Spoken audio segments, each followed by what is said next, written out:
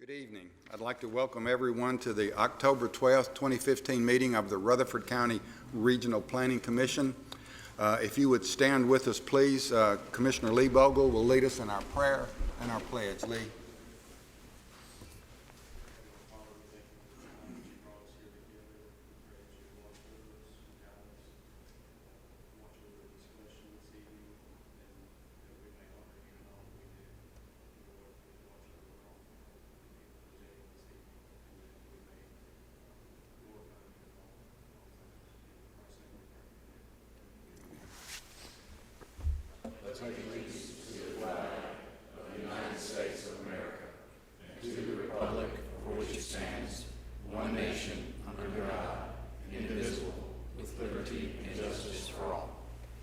Thank you. You may be seated. Call the roll, please, Gal. Rhonda Allen. Jim Averwater. Here. Lee Bogle. Here. Veronica Buchanan. Here. Will Jordan. Here. Mike Cush. Craig Lynch. Here. Chip Pinion. Here. Charlotte P. Here. Mike Vaught. Jeff Phillips. Present. We have a quorum. Thank you, Gal. At this time, we need to approve our September 28th meeting minutes. I've reviewed those. I find them in order, and I'll entertain a motion to approve. We have a motion to approve and a second. All those in favor of that motion, please say aye. Thank you. No items withdrawn or deferred? No, sir. Everything's still on the agenda. Okay, here we go. Item number 6, new business, 6A. Item number is 15-3011, True Gospel. This is for revisions. New construction of 3,865 square feet of small community assembly space. This is a religious facility on 3.62 acres, zoned RM, located along West Jefferson Pike. True Gospel Missionary Baptist Church is the applicant. Doug. Yes, Mr. Chairman. Thank you, and good evening, Commissioners. This site plan probably looks pretty familiar to everybody. This is the second or third time we've looked at this. Originally, it was approved back in April of this year. It was also brought up at our last Planning Commission meeting, the September 28th meeting.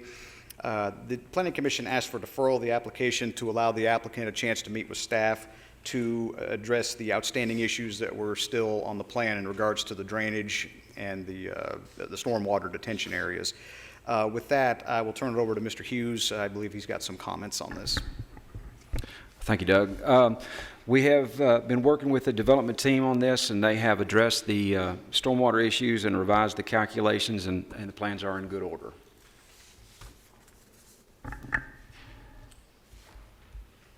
Questions? If there are no further questions, I'll make a motion to approve this subject to all staff comments. Motion to approve and a second. Any other discussion? All those in favor of that motion to approve, please say aye. Aye. Any opposition? That motion carries. Thank you. Item 6B, rezoning requests that are scheduled for public hearings. Item 1, the item number is 15-A010, Caldwell Lucas, Grove Park Land Company is the applicant, located Lebanon Pike at Cutoff Road. County Commissioner is Steve Piercy. The size of the site is approximately 8 acres. Tax map 24, parcels 50, 52, and 90. Existing zoning is RM, residential medium density. Proposed zoning is a PUD, planned unit development. Doug. Yes, Mr. Chairman, thank you.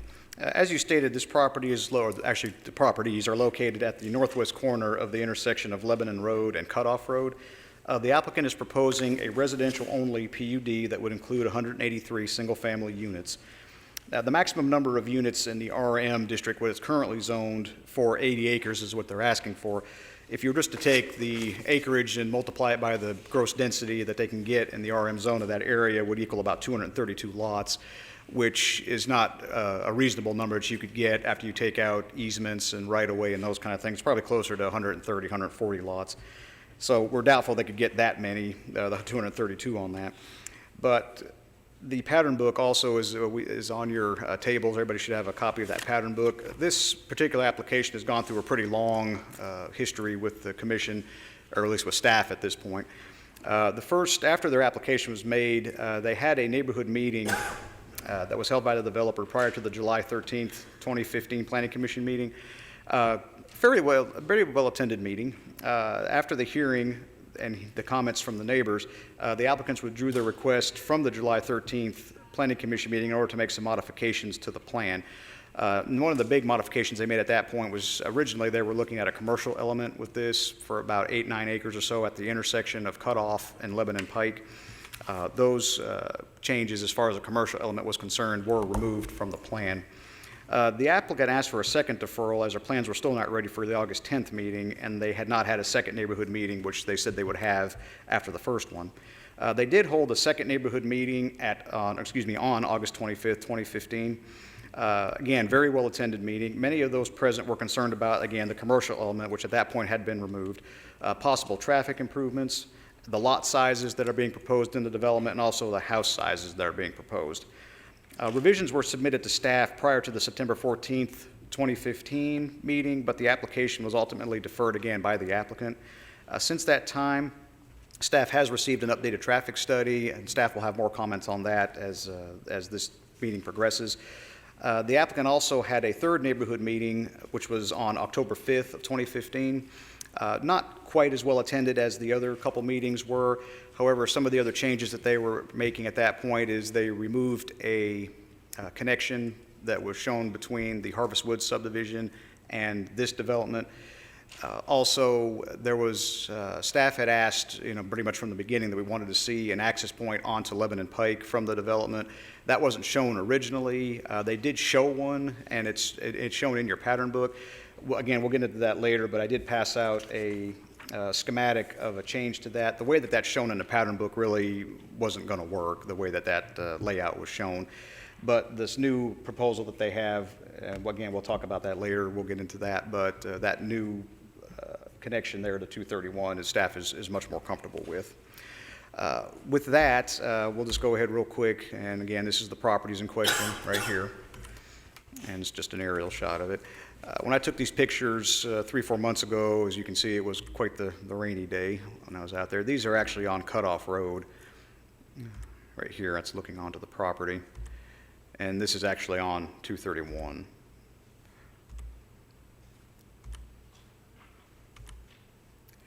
With that, again, staff will have additional comments. I know that the applicant is present, and their representative from SEC Engineering, Mr. Rob Bolchin, is here, and I believe he has a presentation to make as well.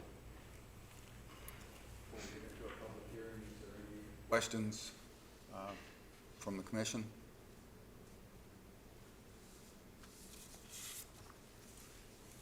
If not, we're about to declare the public hearing open. Those that are wishing to speak, we have a couple of agenda items tonight that could take a while. We would ask that you limit your comments to 3 minutes if you can. If you're speaking for a group, we'll allow you all the time that you need. But in consideration for the way this thing moves along, if you would try to hold your comments to 3 minutes, we would appreciate it. At this time, I'll declare the public hearing open. Anyone wishing to speak for or against this proposed zoning, please come forward. I'd kind of like to hear from the developer first off, and if that's possible, come up and state your name.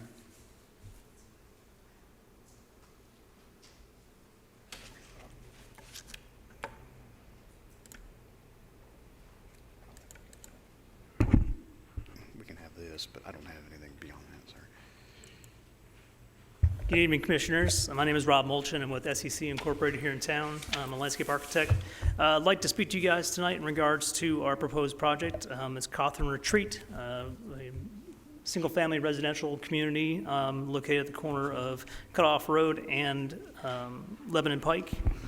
The plan calls for 183 single-family residential units on roughly 80 acres. The concept is that this is also a step system development. So the concept is that the step area for the soils is located in the middle, and the development is located around that. The plan, the main entrance is off of Cutoff Road. You will come in through the main entrance up through, and then you'll come up to a terminus building, which will be the pool cabana. So the neighborhood will have a small neighborhood pool and a cabana house, and a little tot lot incorporated into that amenities area, which is more or less the terminus of your main entrance as you come in.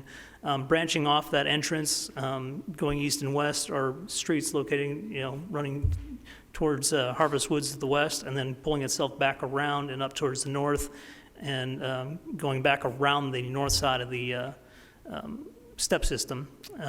The plan also incorporates from another piece of the amenity feature as a nature trail along the unnamed tributary that runs through the northwest corner of the project.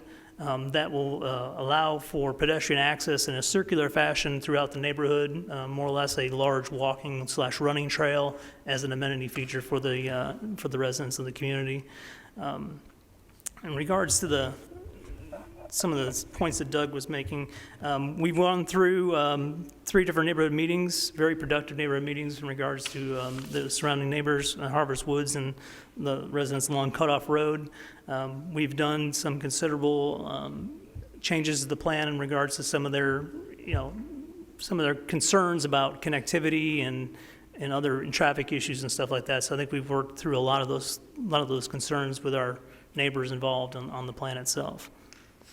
I'll open it up for any questions. I have Blake Turner from T-Squared Engineering here to talk about anything traffic-wise, and Mr. Kit Cruz from Grove Park Land Company. Any questions from the commission?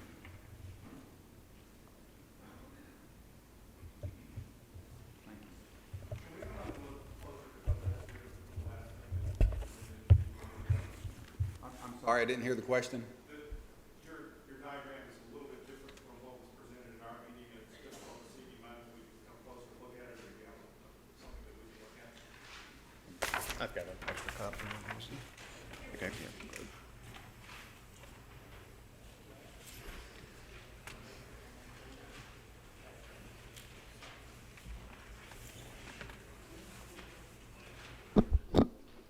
Jeff, I have a question for Doug. Doug, I'm looking at the layout of the streets here. The second street to the north of Cutoff Road.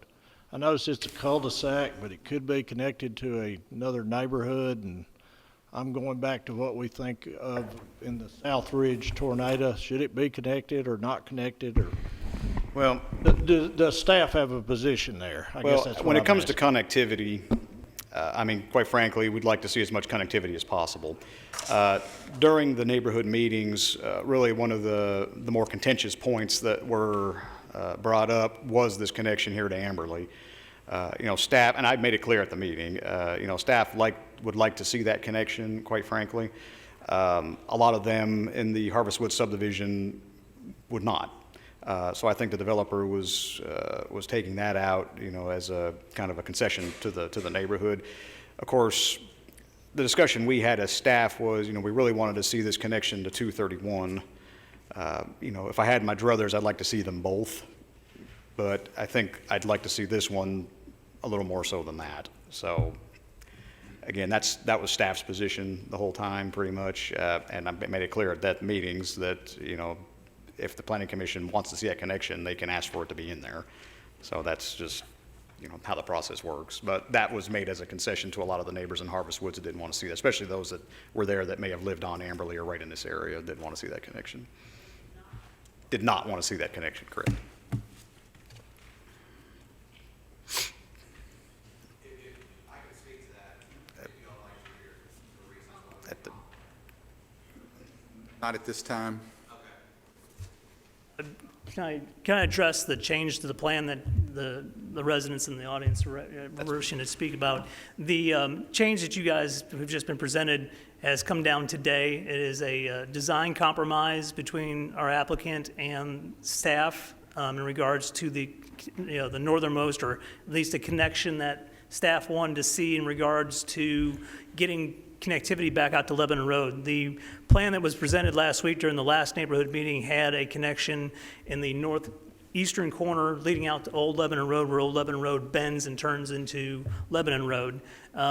Staff had some concerns about stacking depths and turning and all that, so and stuff, those kinds of traffic maneuvers and stuff there. So they asked us to come up with a different solution to it. We looked at a couple different options in regards to, how can we make this secondary entrance and ingress egress point to Lebanon Road function well and still maintain the overall design character of the community. What came down today was a more or less, we needed to talk to the remaining part, that 9-acre parcel of property along Lebanon Road. We need to talk to the current owner in regards to, is there an opportunity for us to work with them to get ourselves a cross-access easement across that property to get us that secondary entrance. That more or less, really the biggest question mark is you already have a point of conflict with Old Lebanon Road at Lebanon Pike, and you also have a cutoff road. So we were trying to find something that would be in equilibrium, and this is where it really came down to being the middle point of where where we can get this entrance. So there wasn't, with the speed limit being 55 miles an hour on that stretch of road, all the stacking and queuing depths and stuff like that, we really needed to find a place where it would be kind of middle of the road. So what you guys have seen tonight is more or less the middle of the road kind of compromise for everyone involved. So that from a traffic standpoint and also an ingress egress standpoint for the new, for the proposed development. Have you received that permission for that road? Yes.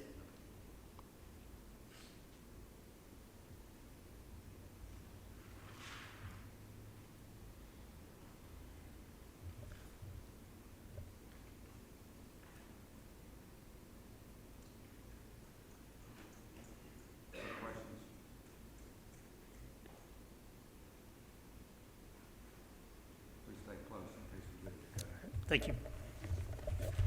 Doug, there are some, I'm not sure how many, it looks like 2 existing cemeteries on this piece of property. Actually, I believe it's, if you're talking about right there toward 231, yes. Okay, there's, to be relocated to this location. There's actually, there's 2 different ones. They're going to relocate, is it just the one? There was, I think GIS had the Oh, cemetery this is not- shown yeah, in a yeah. different location, but it's actually a little bit farther to the south, in that cul-de-sac closer to 231. So there's only one? Yeah, where they had it shown, there's a larger one right there on that, on the original stub out to Old Lebanon Pike, but it says existing cemetery shown on county map is not located in that area, it was actually further to the south, so they would move it, yeah.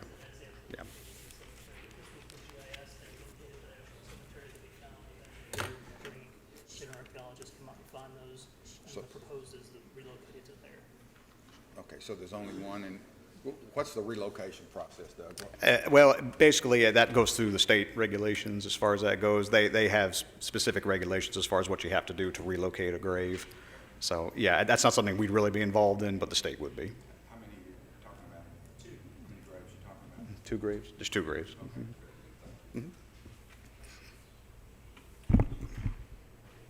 Once again, at this time, our public hearing is open. Anyone wishing to speak, please come forward. State your name and address so that Ms. Gale can make a record of it.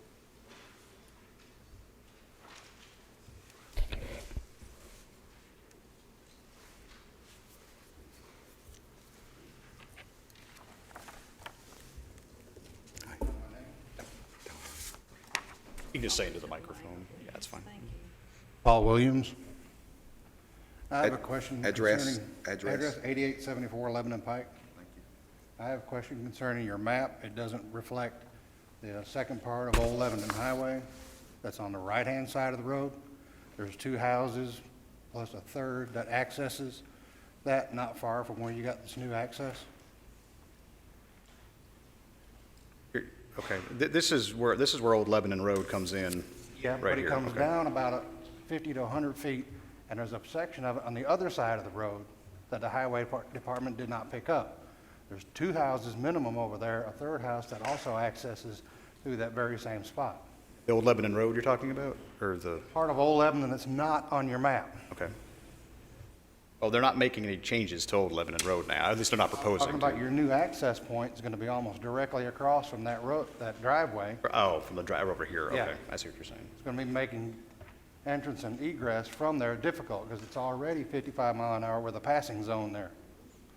So it's already difficult to come out to the left as it is. That's gonna make it even worse. They're taking notes as far as the access. I mean, this might be able to be shifted a little bit up or down to, Because your map doesn't reflect that at all. It was totally left off.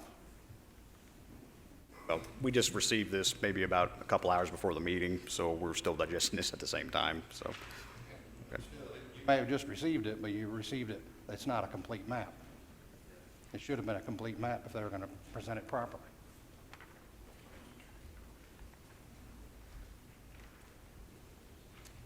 Thank you, Mr. Williams.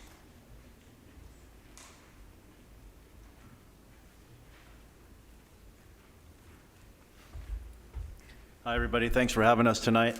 Rob, thank you for your presentation, and Mr. Holliday. Just a reflection on what you were saying before, Doug, and that was regarding our first community meeting that we had over at the school there. And there was quite a bit of attendees at that meeting, and we kind of did a raise of hands showing the amount of opposition, the percentage-wise, that was against the current development process that was happening on the prior plan. That was the one that had the commercial property, and it has been taken off since then. But what's happened at this meeting here tonight, for one, there's a lack of attendance because the meeting that was in place last week, unfortunately, a lot of us were on vacation. So today is pretty much the first day that people are kind of getting back in the groove again. So to make up for that, we have a list of petitions from the Harvest Grove neighborhood and the neighborhoods surrounding there. So 125 households here that have signed in opposition of the medium density residential to the plan unit development. So we've kind of expressed this before in that we're not against development because that's one of the reasons that we're out there in the first place. But a lot of us in the neighborhood that we're in, we decided to go just outside of the city limits there so we can have a nice view of the stars at night and not have so much traffic and just have a little bit more quiet and more open property there and larger spaces, still not being too far away from the city. So again, we're not against development, but we like the feel of our neighborhood now, and with the current medium residential zoning, there's houses that can be built there that are nice homes on larger lots. They can be sold for more. They can match the dynamic of the neighborhood. And we saw the raise of hands at that first meeting.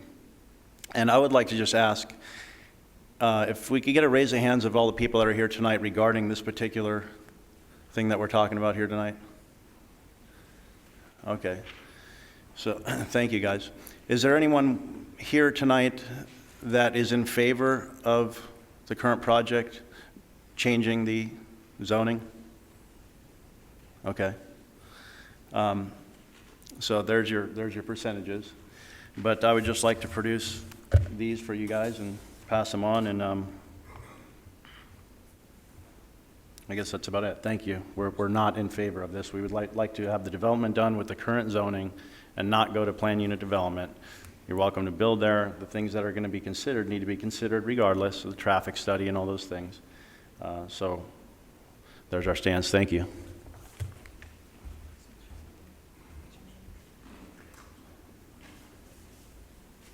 Thank you.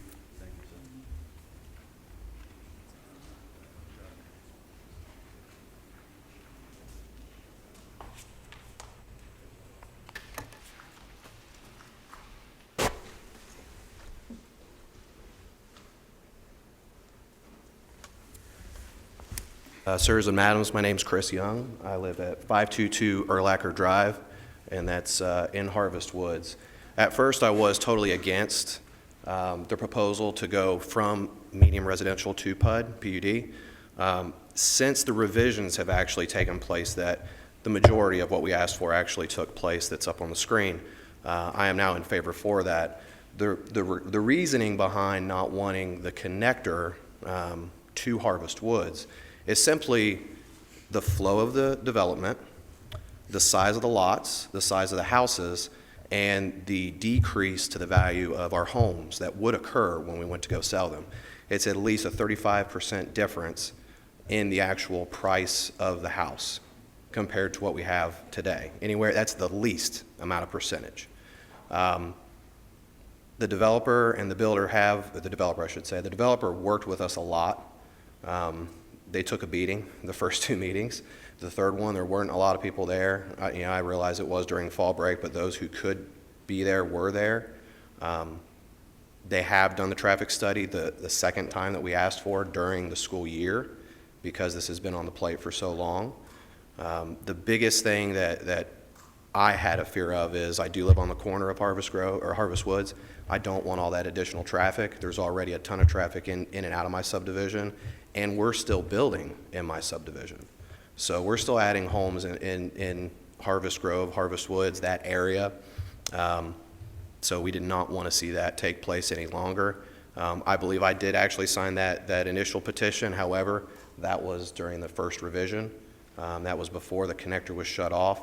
The reasoning I do want PUD, because at first I was totally against it, is specifically because I don't want homes next to mine that I paid quite a bit of money for to have a gravel driveway.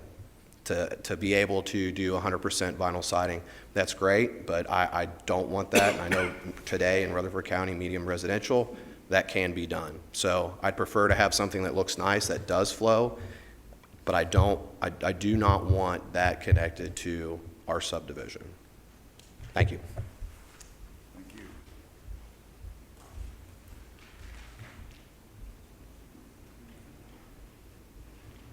Anyone else?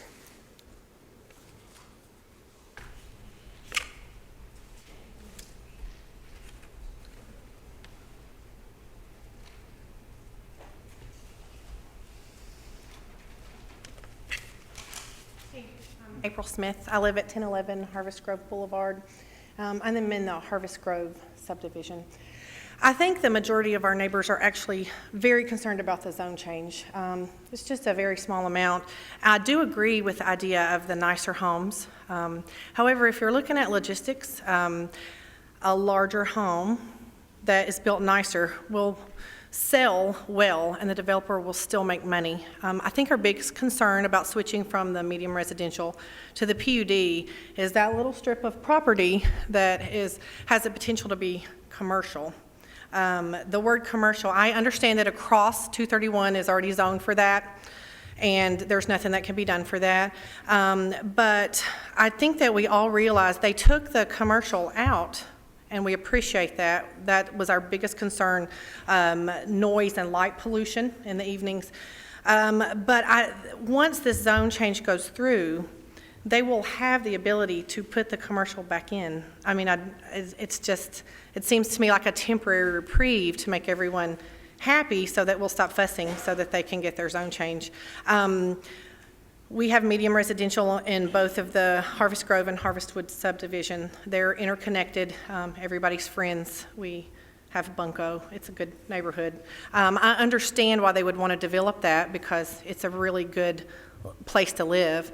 But if you allow that, the volume, the number of homes on those tiny lots, I understand they have the green space, I don't really care about that, you're going to add a substantial amount, not only of traffic, which has already been addressed, and it's been noted that it's a need, an existing need for what we have now, not even to add 183 homes, which would have a couple of cars apiece. But you're also looking, I'm going to speak as a mom, at our school that is at capacity currently, and at Siegel, trying to get into Siegel Middle and Siegel High School along 231 there is already a nightmare. So we're going to add, a couple of kids per household to that burden that's already there. Medium residential would not allow these developers to have as many homes, but they could be nicer, larger homes on good-sized lots, just like we all have now. And then you're going to decrease the number of cars and the number of kids that are on the road. I have a 6-year-old and a 10-year-old, and he's only 10 now. It makes me want to vomit to think he's going to be driving in 6 years. But I can't imagine these teenagers that are already having accidents on our road, at a very high rate, and I think the state supported that, to have to try to manipulate even more traffic. I understand that Rutherford County's growing. Everybody, it's because it's a great place to live, and we're already going to have to deal with those sorts of issues. We do understand, I've spoken with people from the school board. We do understand that there's a proposed junior high for that area, which would alleviate a lot of that, but that's not coming as quickly as the development. The infrastructure to support this number of traffic, this number of cars on the road and children in the schools is not in place. And Doug spoke at a meeting that said that you can't build infrastructure and hope they come. But I think it's very clear, everyone's already spoken to how Rutherford County's growing.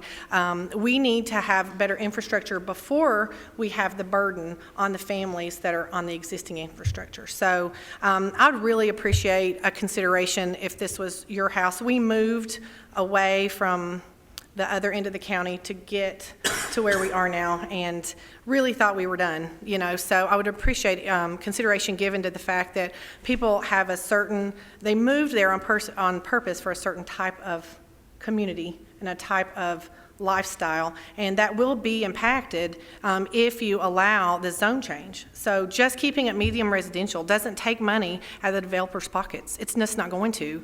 It's not going to take tax money out of the county coffers. It's not going to.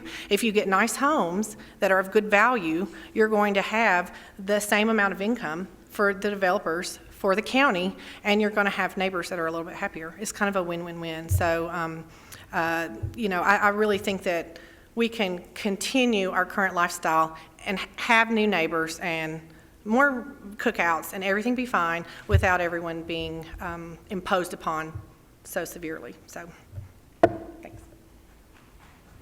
Thank you.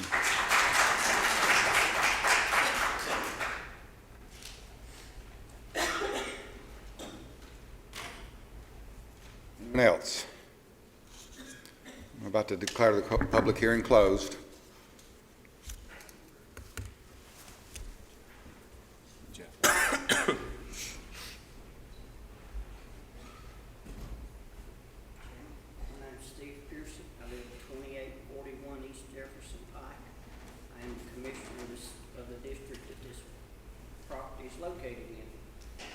I've had the privilege of going to 2 of the public hearings on this project. Well, I didn't know about the first one. The second one had great attendance from the people that live there next to it. The third one had very low attendance. I blame that on the fall break weekend. If you were either at the beach or in the Smoky Mountains, one of the two. There probably wasn't maybe 8 to 10 people there. I was proud to see that you did bring a paper stating, 125 on the paper there that was opposed to the zoning. Will, did you get one of those papers?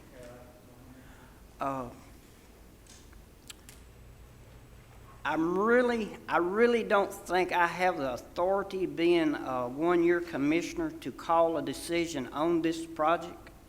I can see the people's concerns. They moved out there. They've got real nice homes.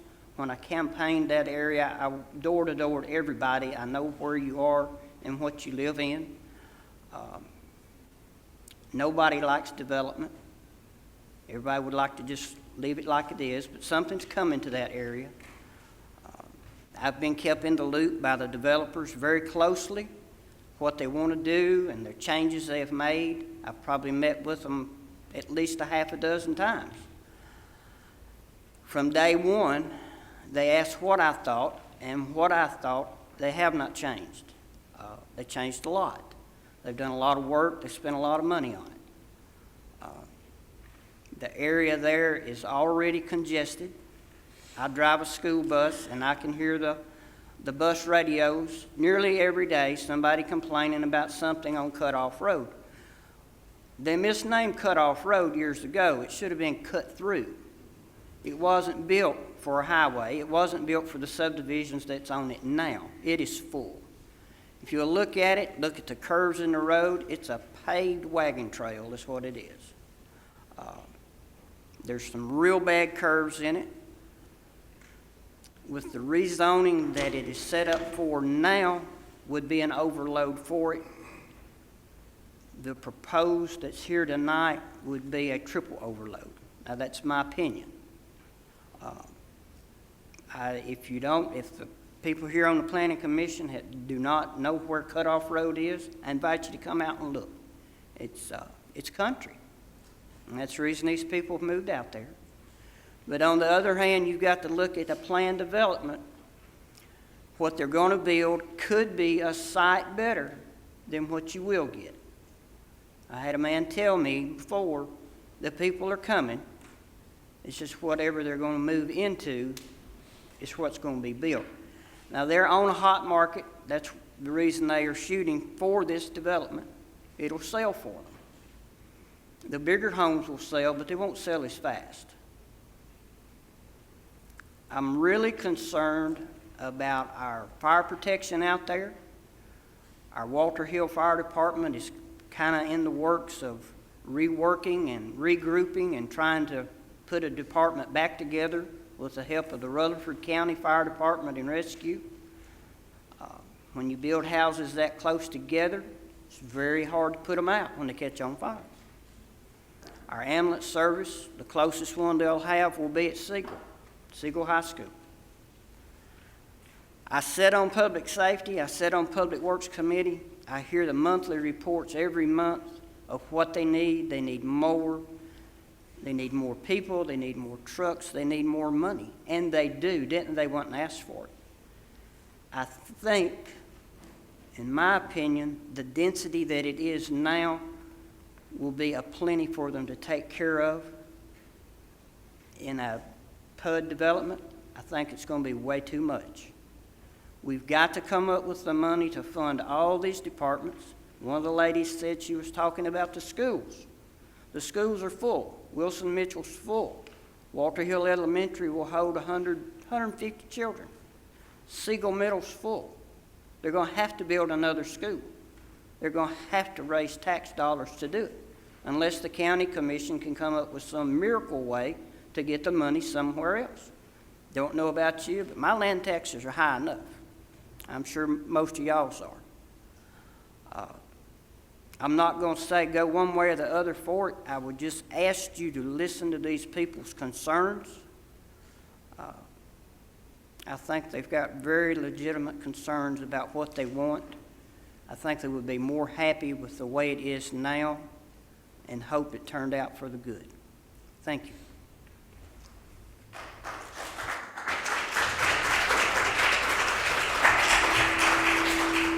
Thank you, Commissioner Piercy. Anyone else wishing to speak?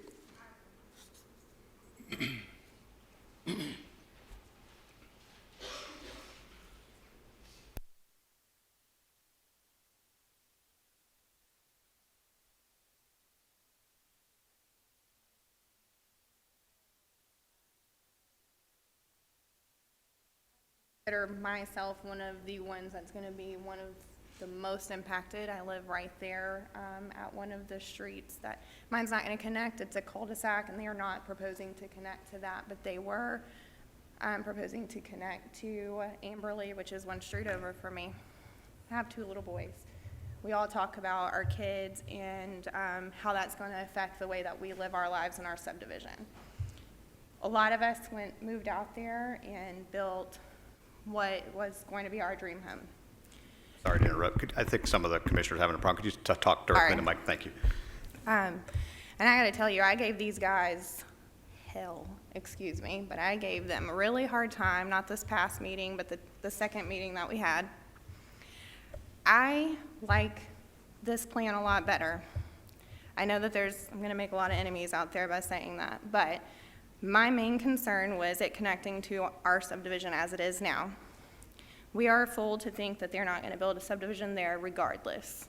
So it's going to be those of us that are affected the most need to speak up and let them know what we want. And I think that they have given us a lot of what we've asked for. I would really ask that you guys take in consideration all of the kids that are playing in that subdivision. We already have a lot of people cut through our subdivision to get to Harvest Grove. And they speed down the subdivision, the main road through there. Those are the roads that our kids are playing on. My kids, I don't want them to have to change what they do because we're adding another connection in, which gives another subdivision access to the main road when we're already a small subdivision. So I would just ask that you guys take that into consideration. Also, he had said something about the bigger houses might take a little bit longer to sell. We've had 3 or 4 houses been put up for sale in the neighborhood since all of this started. They all sold within, I think, a month. It's not going to be hard to sell in that area. There are people that are waiting to get into that area. It doesn't matter what you build, it's going to sell because people want that area. We would just like to not be affected by it as much with the value of our homes. And then also, we did talk about Cutoff Road and the safety of it, the curves. Since the second meeting that we've had, I personally have witnessed 3 accidents around the little C curve that's in Cutoff Road. I would really, really ask that whatever the decision is made, that we please do something with that curve, because we're going to be adding how many ever houses they build, that many more drivers to that particular road and that particular curve. And it is an issue already. It's going to be a bigger issue no matter what we pass here, no matter what subdivision's built, no matter what we keep it zoned for. That's it, guys.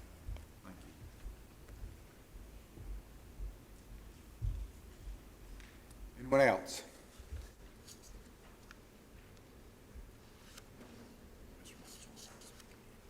Do you have something additional?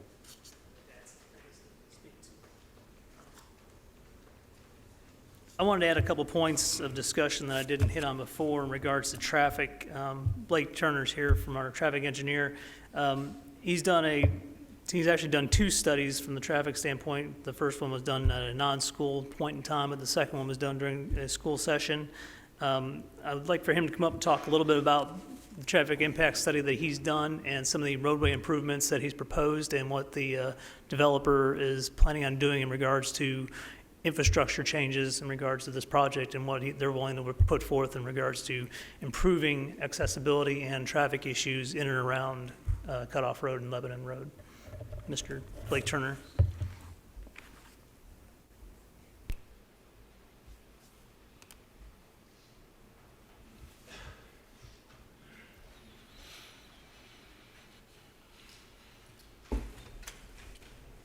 Hello, my name is Blake Turner. As Rob stated, I'm with T-Square Engineering, and we did the traffic study. There's actually been 3 studies that have been done on this property here. The first one was done outside of the school period.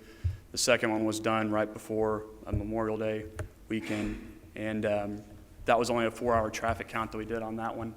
We were asked to do a signal warrant at the intersection of Cutoff and Highway 231, and due to the number of hours that we counted, which was only 4 hours, we needed a 12-hour count period to get a full signal warrant in.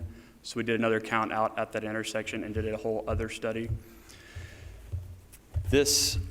All studies returned results of a level of service C or better on all intersections that are out in this area, which would include the proposed access to Cutoff Road, the Cutoff Road, and Highway 231, and even the new access that we had proposed previously on Old Lebanon and Highway 231 or Lebanon Pike.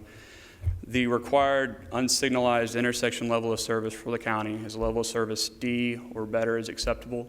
And like I said, even after we add all the traffic volumes, it's a level of service C or better at all intersections.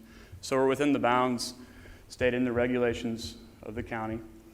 However, as it's been alluded to by some of the citizens, there are existing conditions that are out there that are needed to be fixed, which would be the northbound left turn lanes on Highway 231 and the northbound left turn lane on Old Lebanon Pike when we had an access at that point as well, including a right turn lane on Cutoff Road. So the Cutoff Road right turn lane, the southbound right turn lane on Highway 231 will all be put in place with this development, and there will be improvements that are going to go to these roadways that would not otherwise take place without development.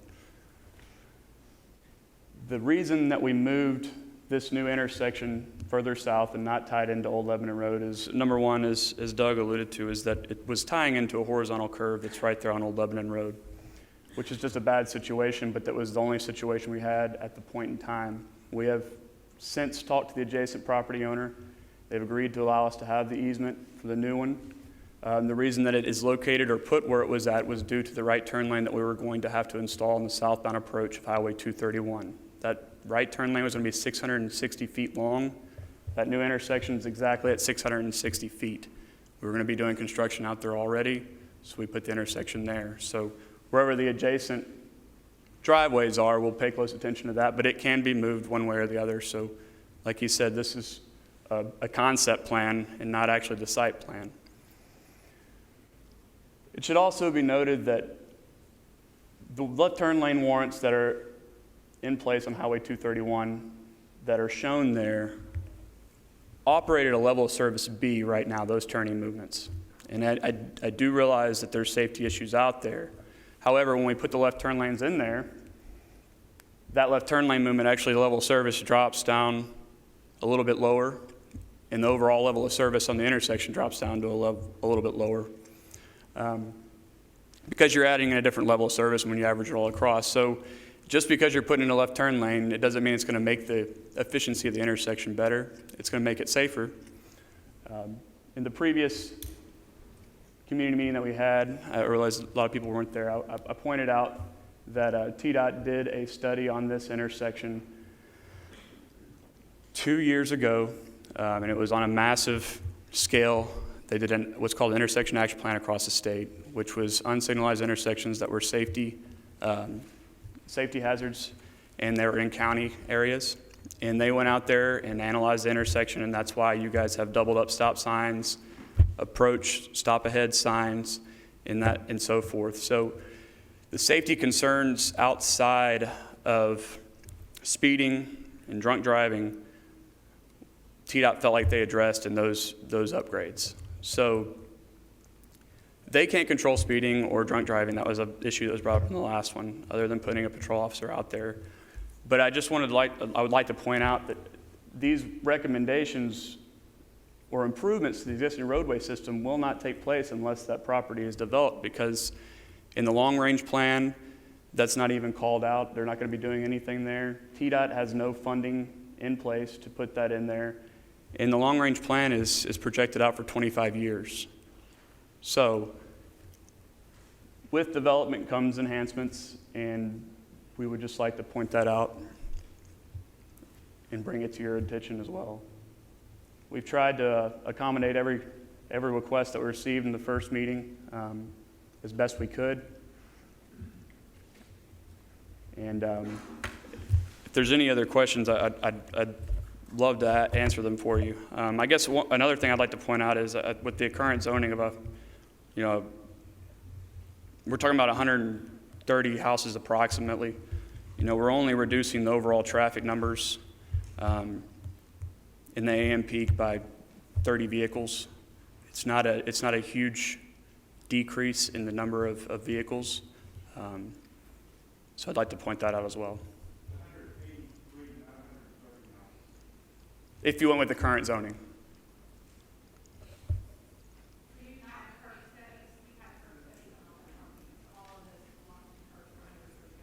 I'm sorry, I couldn't hear you. All of those lots of permits for 130 houses done for soil analysis, so that you know you're going to get a set. No, I just ran the numbers just sitting here in the pews. I was just doing existing numbers, and I was just trying to give you.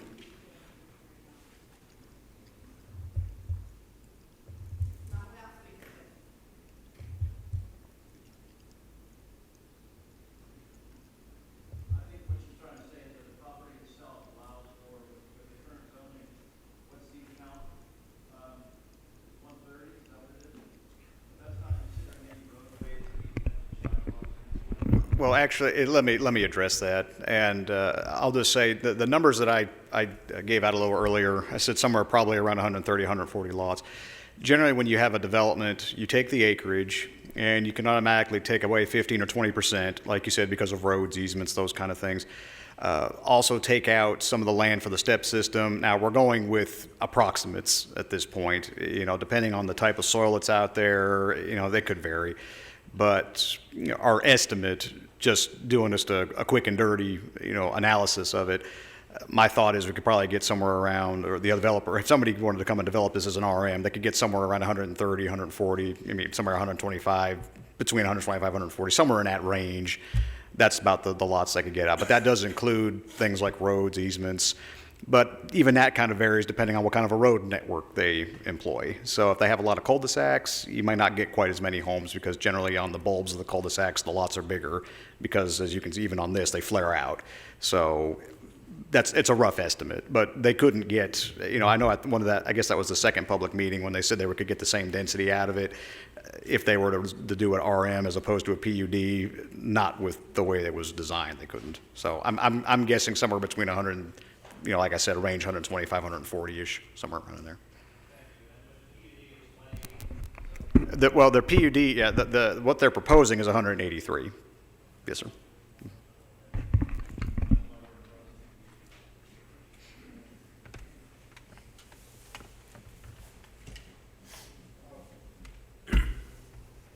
When you're proposing you're talking about the right-hand turn lane, that's on Cutoff Road you're talking about, correct? Okay, it's not, is that where it comes in the new road going into Cawthorn Retreat? Is there a right-hand turning lane also on that? On the new one, there is not. The estimated traffic study only showed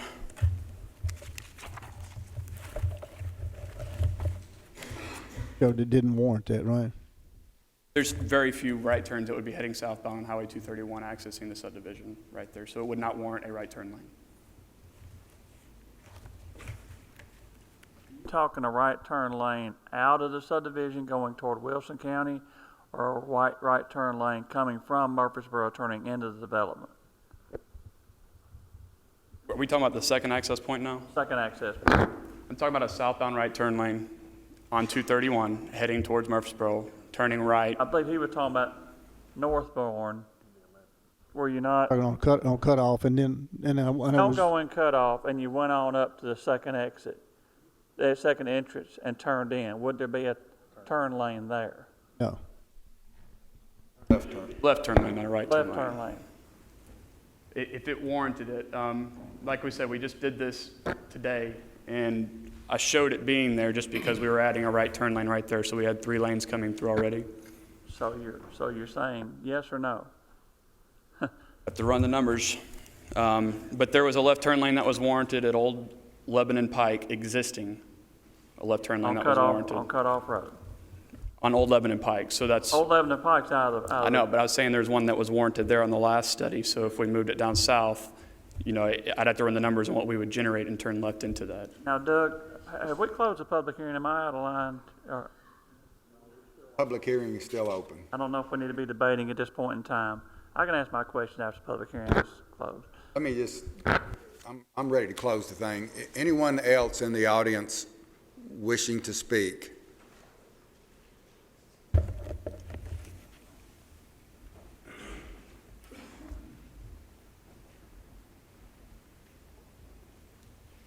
Ted Gamble from 708 Blue Ridge. I'm really torn with this. PUD gives us an opportunity to really have structured. Step up to the mic. Yeah, thanks. PUD gives us an opportunity, even with a higher density, to have a little bit more control on what's going to be built. If it goes RM, the builder has said that he can come in with gravel driveways, no sidewalks, no curbing, no nothing. That's a big deal. If Teddy ruled the world, Teddy would build Harvest Woods Section 2, where we would have half-acre lots, 2,400 square foot houses minimum, curbs, sidewalks, things like that. So I'm really stuck in the middle. It's like damned if you do and damned if you don't. Something is going to come. There's no doubt about that. That's it. Thank you. I'm going to declare the public hearing closed. Anyone else wishing to speak?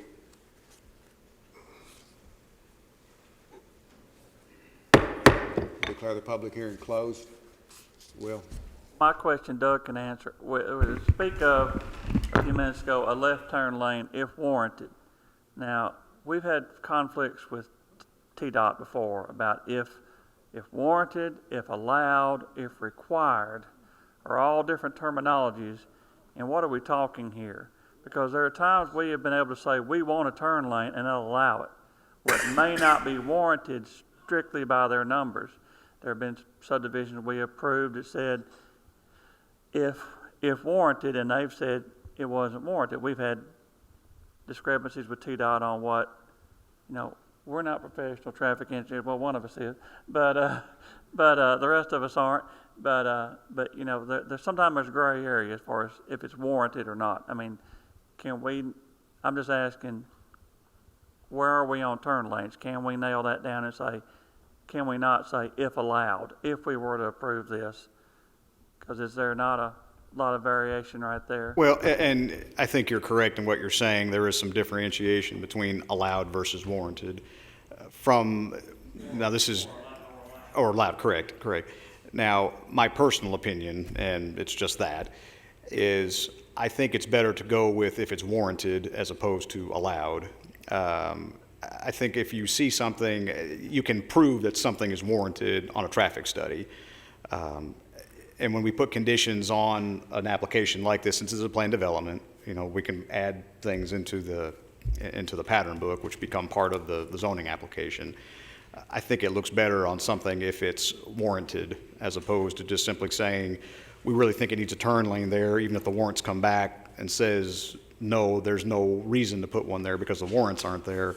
I think it's better to have something that says warranted as opposed to allowed. That's my opinion. We have gotten off in the weeds in the past as far as if one of us felt like there ought to be a turn lane, so Right. I can understand that. Doug, a quick clarification on the traffic study, if you can comment on that. The traffic study is current, but does it take into consideration the number of the amount of the development, the number of lots? Yeah, you're talking for this particular development? Correct. Yes, yeah, it is. It does take into account the number of lots that they are proposing. Now, I will say, and I think Blake alluded to this a little bit ago, that their original recommendations, especially when we're talking about the left turn lane at this second entrance, or just turn lanes in general, were done when the access was actually shown up here, accessing Old Lebanon Road, and then Lebanon Road coming back into Lebanon Pike. I don't think it's been updated at this point, since we just literally saw this just a couple hours before the day ended, our work day. I doubt that those have been updated yet to show what warrants would be on this. But as far as the number of lots, yes. Doug, I know, and I think our packet mentions it, but cutoff roads in the county's long-term road plan. Correct. Are the right-of-ways in place to do what the county wants to do there, and does this take that into consideration? I believe what is recommended by our plan are just safety improvements. Let me just double check. Yes, safety improvements. Now, generally what safety improvements are adding shoulders and those type of things.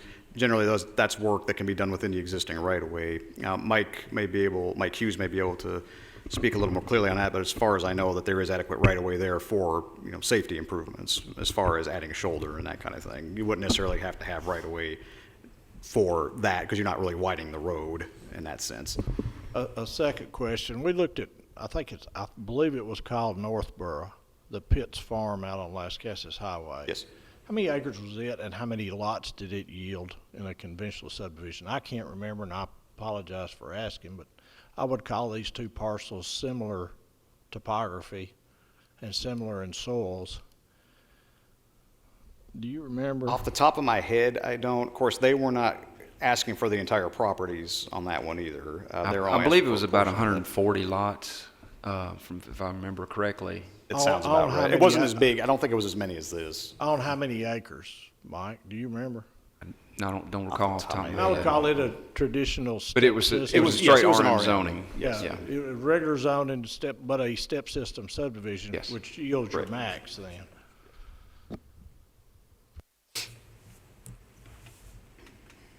No, I like this plan. a whole lot better than what we saw last meeting. I see potentially 49 fewer lots with the regular REM zoning, as opposed to what's allowed. And the traffic, I think, is going to work a lot better with this entrance here. But going back to what Mike was saying a minute ago, on Cutoff Road, that being a county road, one of the speakers tonight spoke about this little S-curve there.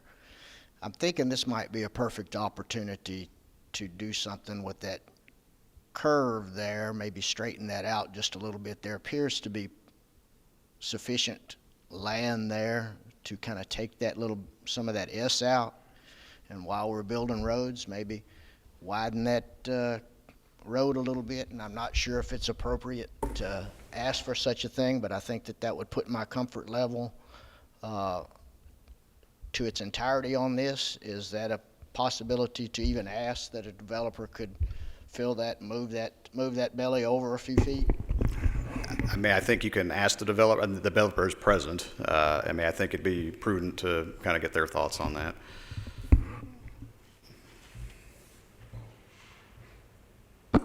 I assume someone's coming up. And back to Will's question, I'm still unclear as to what we're talking about on the turn lanes on 231. We've talked about it, but we could require them if the state allows them, or well, I think the point I was trying to make was, I think it's, in my personal opinion, again, I'm more comfortable requiring a turn lane if it's something that's warranted by the state.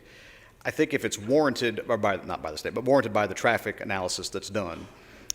If you just say if it's allowed, the state may look at it and say, well, yeah, you can have them go ahead and put a turn lane in if you want to. Doesn't really need one, but you can go ahead and have them do it. I don't know if that's as good a position to be in as it is to say we've had a traffic study done. We show that there are warrants for the turn lanes at this intersection.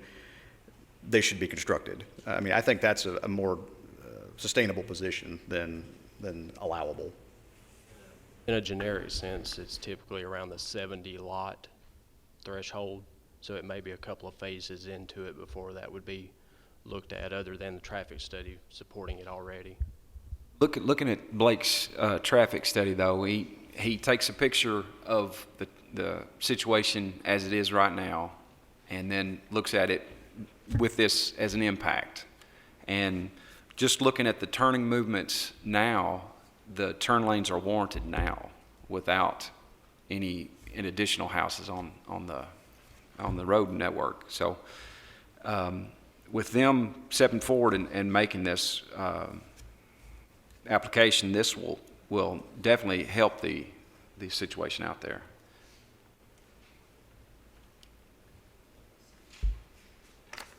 Any other questions? But one thing I might add is we probably need to turn down when they'll make these turn lane improvements. And Rob might be able to answer that.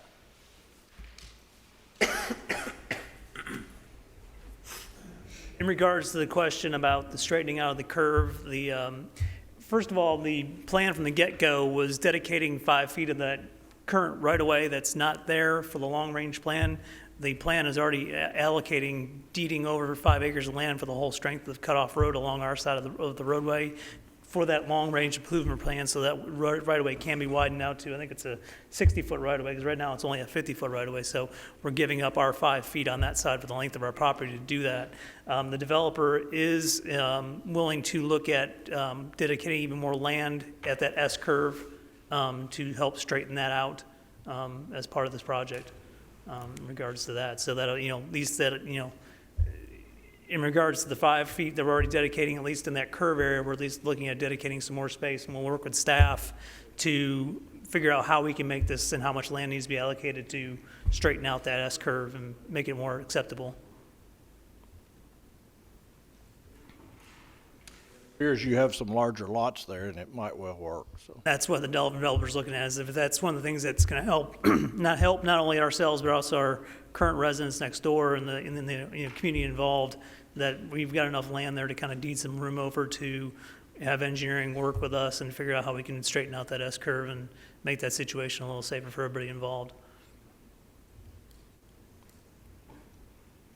I was looking to see if Greg Brooks, the road superintendent, was in the audience. Sometime he is. I don't see him back there because I'm a little uncomfortable wading off into realigning a county road without input from the road superintendent or somebody from the road department, you know, but I do like the dedication of, or the promise of extra dedication of extra right-of-way, but I would think we need some input from somebody from that department before we got too far into realigning Cutoff Road.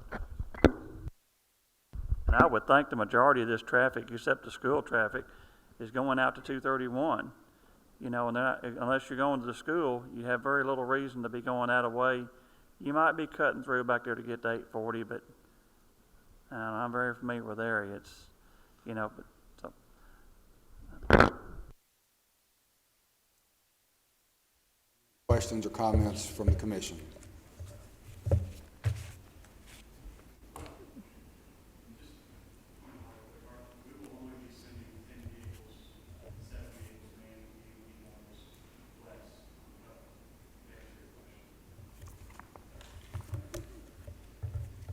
That. Say it again, loud enough where we can hear it. I've got my hearing aids turned up and still didn't hear you. I'm sorry. Traffic study is projecting that only 10 vehicles in the AM peak hour and 7 vehicles in the PM peak hour will go west on Cutoff Road.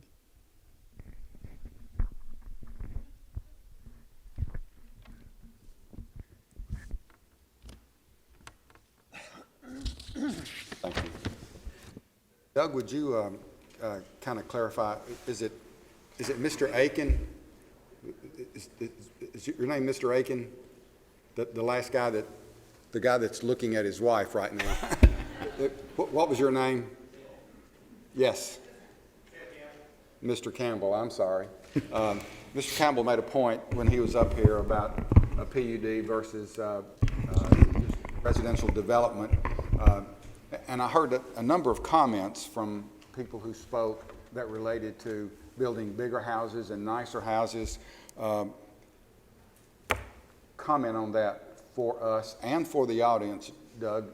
If the PUD were not in place, how could this be developed? Yes, sir, I'll be happy to do that.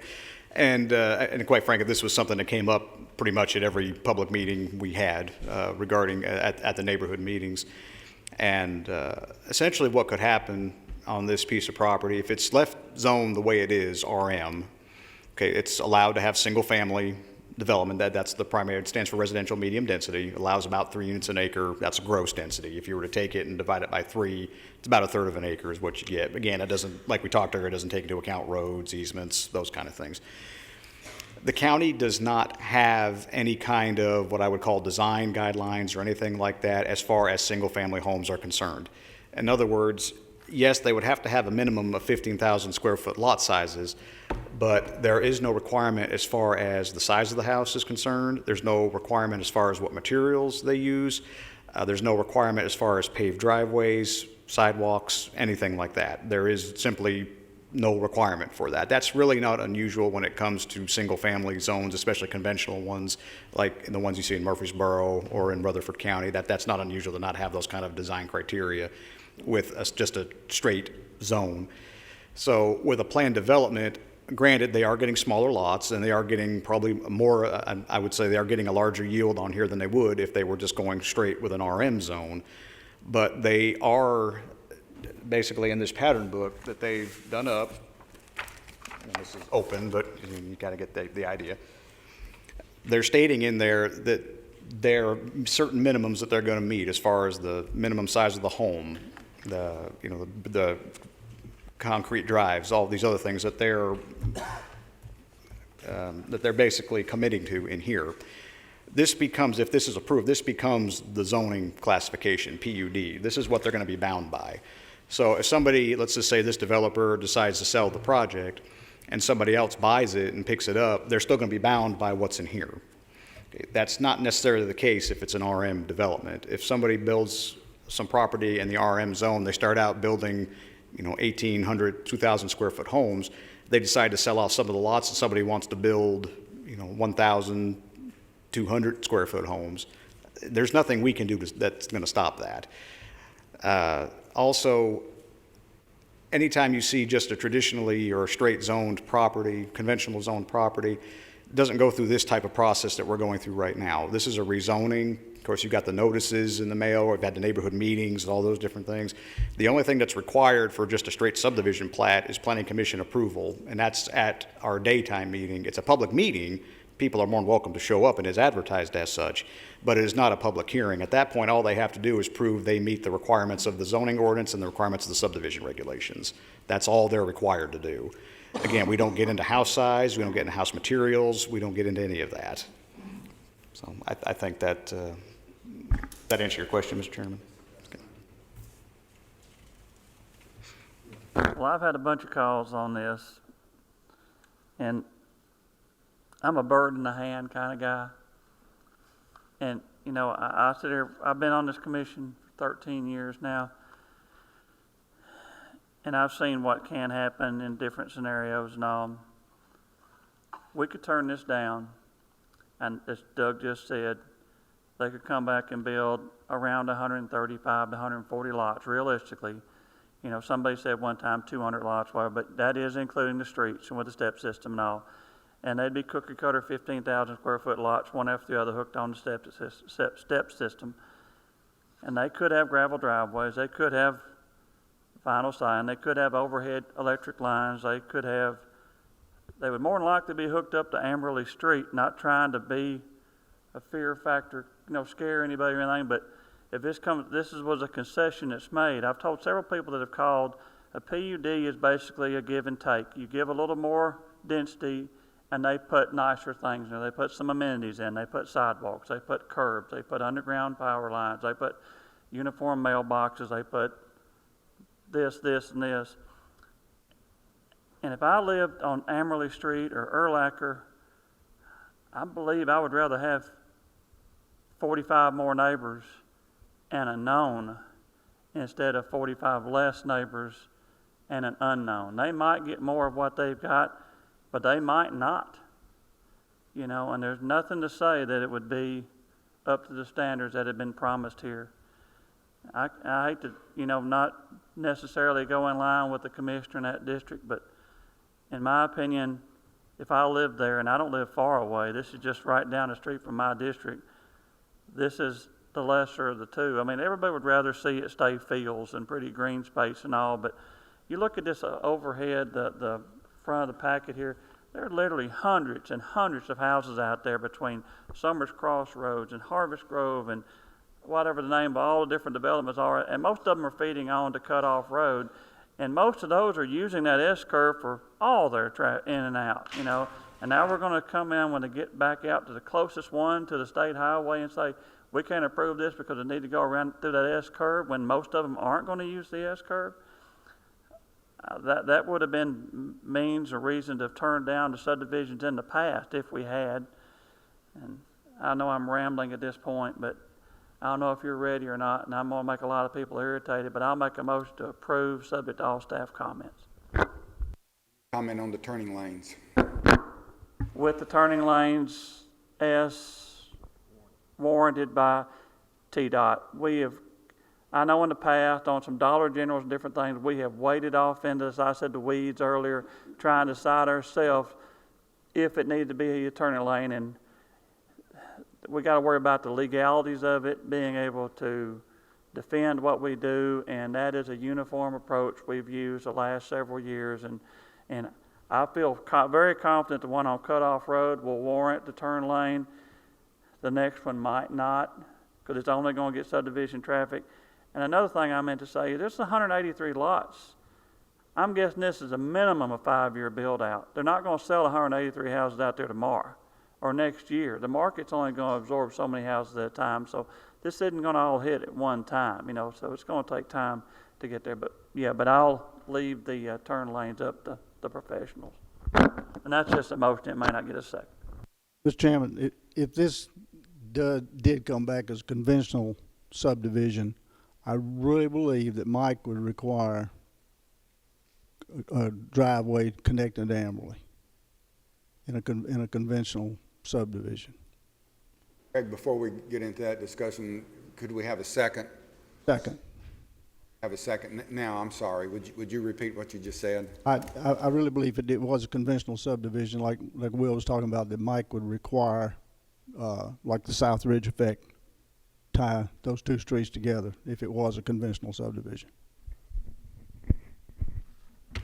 Any other comments? Any other questions before we vote? Doug, do we have, I noticed stated in here that the water service availability request from CUD had not come back. Has I now with believe the that we updated received information, that, are they yeah, good? we're fine there, and it's been updated for the number of lots that they're looking at. So. Doug, I want to be clear to what Craig was talking about. The staff is comfortable with the cul-de-sacs on the west side here, and not connecting in. I'm going back to the South Ridge thing, 15. Right. Well, again, would I like to see it? Yes, but there is an access point here on the cutoff road, of course, and there's a second access over here. So it's not that we're accessing this entire subdivision with one entrance. So in that sense, it's a little different. Second access gives you a comfort level then. Yes. To that second access, we have a verbal assurance that the developer can get that. If he does not get that, then is this null and void? That's my question. Well, I think what ends up happening at that point is they'd have to make an amendment to the plan development, because obviously if they start coming back with subdivision plats based on a plan that's untenable, this can't work, we're not going to let them do that. They're going to have to shore that up prior to that. Does that answer your question? Yeah. Okay. I have achieved, more comfort level than I had with this a month ago based on some of the comments tonight. So, and I was a little surprised. I do appreciate the developer offering to work with Mike and maybe work on the S-curve. I think that'd be a plus for everyone in the neighborhood.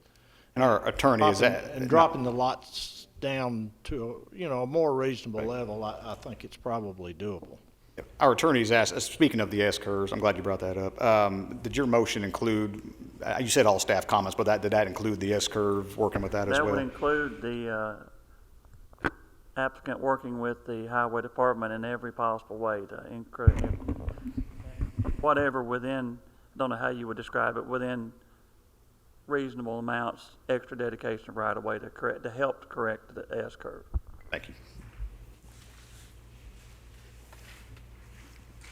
Other questions or comments? You ready to vote? We have a motion to approve and a second. Item number 15-A010. All those in favor of the motion to approve, please say aye. Any opposition? That motion carries unanimously. Thank you. Let me say to all the neighbors that are out there, can't tell you how much this commission appreciates your input. It makes us make better decisions, and it improves the quality of life for all of Rutherford Countyans.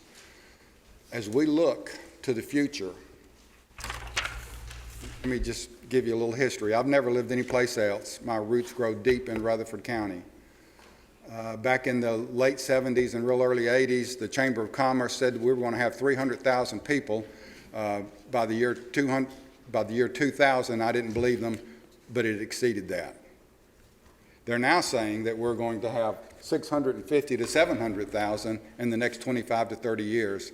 Those people have to go somewhere. It's our job and your job to make sure that they go in the right place and that the right things are in place to protect our community as we continue to grow.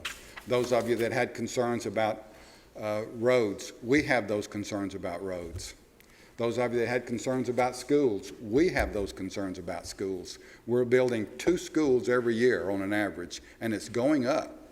So those type of things are a major concern to us as county commissioners and to this planning commission as to where things go. And once again, your input is valuable to us, and I do believe that your input was heard by the developers, and this commission, as well as the planning commission staff, will make sure that the development that goes out there is as good as it possibly can be, and that plan development gives us as commissioners and you as residents of that area input that you might not have otherwise. But once again, thank you for your participation tonight. It's valuable to this commission, and we appreciate it. Thank you. Item 6B. The item number is 15-A011, Brenda Benz. Location is Manchester Pike. The county commissioner is Joe Frank Jernigan. The size of the site is approximately 83 acres, tax map 156, parcel 21.02. The existing zoning is RM, residential medium density. Proposed zoning is EAC, Employment and Activity Center. Doug? Yes, Mr. Chairman, thank you. As you stated, this property is located off of Manchester Pike. It also has frontage along this recently constructed, yet to be named portion of road that runs off of Epps Mill Road, which is right here. North isn't going straight up in this map. You can see it's kind of going in this direction, but just to give you some bearings, this is I-24, Epps Mill Road, Manchester Pike, and again, the subject property. I won't go through a lot of the project history as far as this application is concerned, as I did that a couple of months back. If you want me to go over it again, I'll be more than happy to. But I will say the Planning Commission did have a public hearing on this item at their August 10th meeting. Several people spoke during that hearing, and many concerns were presented, including the rural character of the area, the traffic in the area, uncertainty of the uses proposed, and others. After the applicant's representative expressed their willingness to reduce the amount of the area to be rezoned, the Planning Commission moved to defer this application until tonight to give the applicant an opportunity to meet with the neighbors to discuss their concerns and to also see if a compromise could be reached on the application. They did have a neighborhood meeting that was held on September the 1st of this year, and it's held at Whitworth Buchanan Middle School. Very well-attended meeting. Many of the same issues that were presented at the Planning Commission were also presented at that meeting. After discussing the concerns, the applicant's representative said he would discuss the issues with his client and make some changes. The applicant is present with their representative. He's going to kind of go through the changes that were made, and he's got some displays to show that. What I will say is the area that's being proposed for rezoning, it reduced it from the 83 acres of the property down to about 59 acres. And no portion of the property that fronts along Manchester Pike is shown in that. There have been some concerns about the zoning of the property still. I'm sure that's going to come up tonight. In anticipation of that, and also this came up at our last Planning Commission meeting, I did up a little comparison chart as well as some, just to show you what the allowable uses in the EAC zone were. On the front side of that, you'll see what's allowed either by right or by special exception in the EAC zone. On the back side of that, I did a comparison between two of the more, there's 3 commercial zones. I did the 2 more intense zones, commercial services, commercial general, and compared them to EAC. Again, I can go through this more if you have specific questions or as the public hearing goes on, but I just wanted you to have that just to kind of give you an idea of what's allowed in some zones versus what's allowed in the EAC and how they're permitted. I will say that on that comparison chart, if they all allowed the use or didn't allow the use the same as far as if they all allowed it by right or if they all allowed it by special exception, I didn't include it on this. All I did was put the ones that had differences in it. So this isn't an exhaustive list of everything that could be in the EAC or any of the commercial zones, but this shows you the differences between those. So just real quick, I'll just kind of go through the pictures again just so you can see them. Again, this is looking across Manchester Highway here. This is looking down to the south onto the property. And this is that back access drive off Epps Mill Road.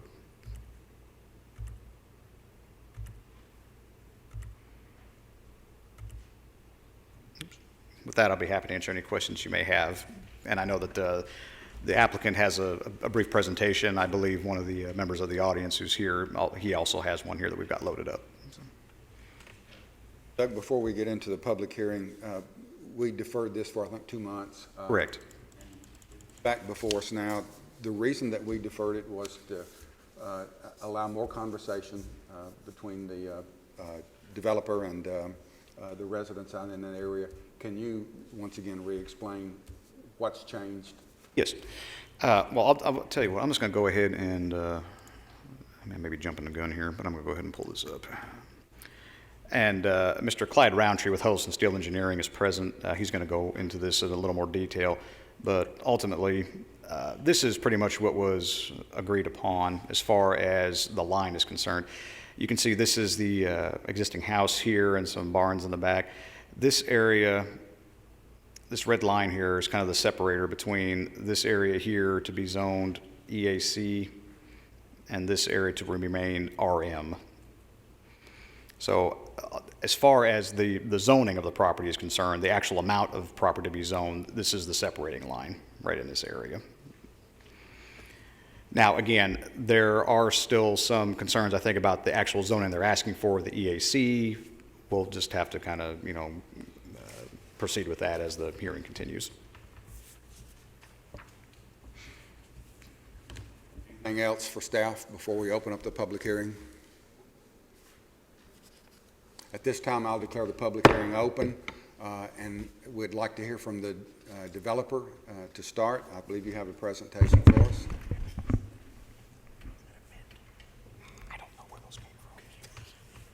Chairman Phillips, members of the Planning Commission, thank you very much for this opportunity. My name is Clyde Roundtree.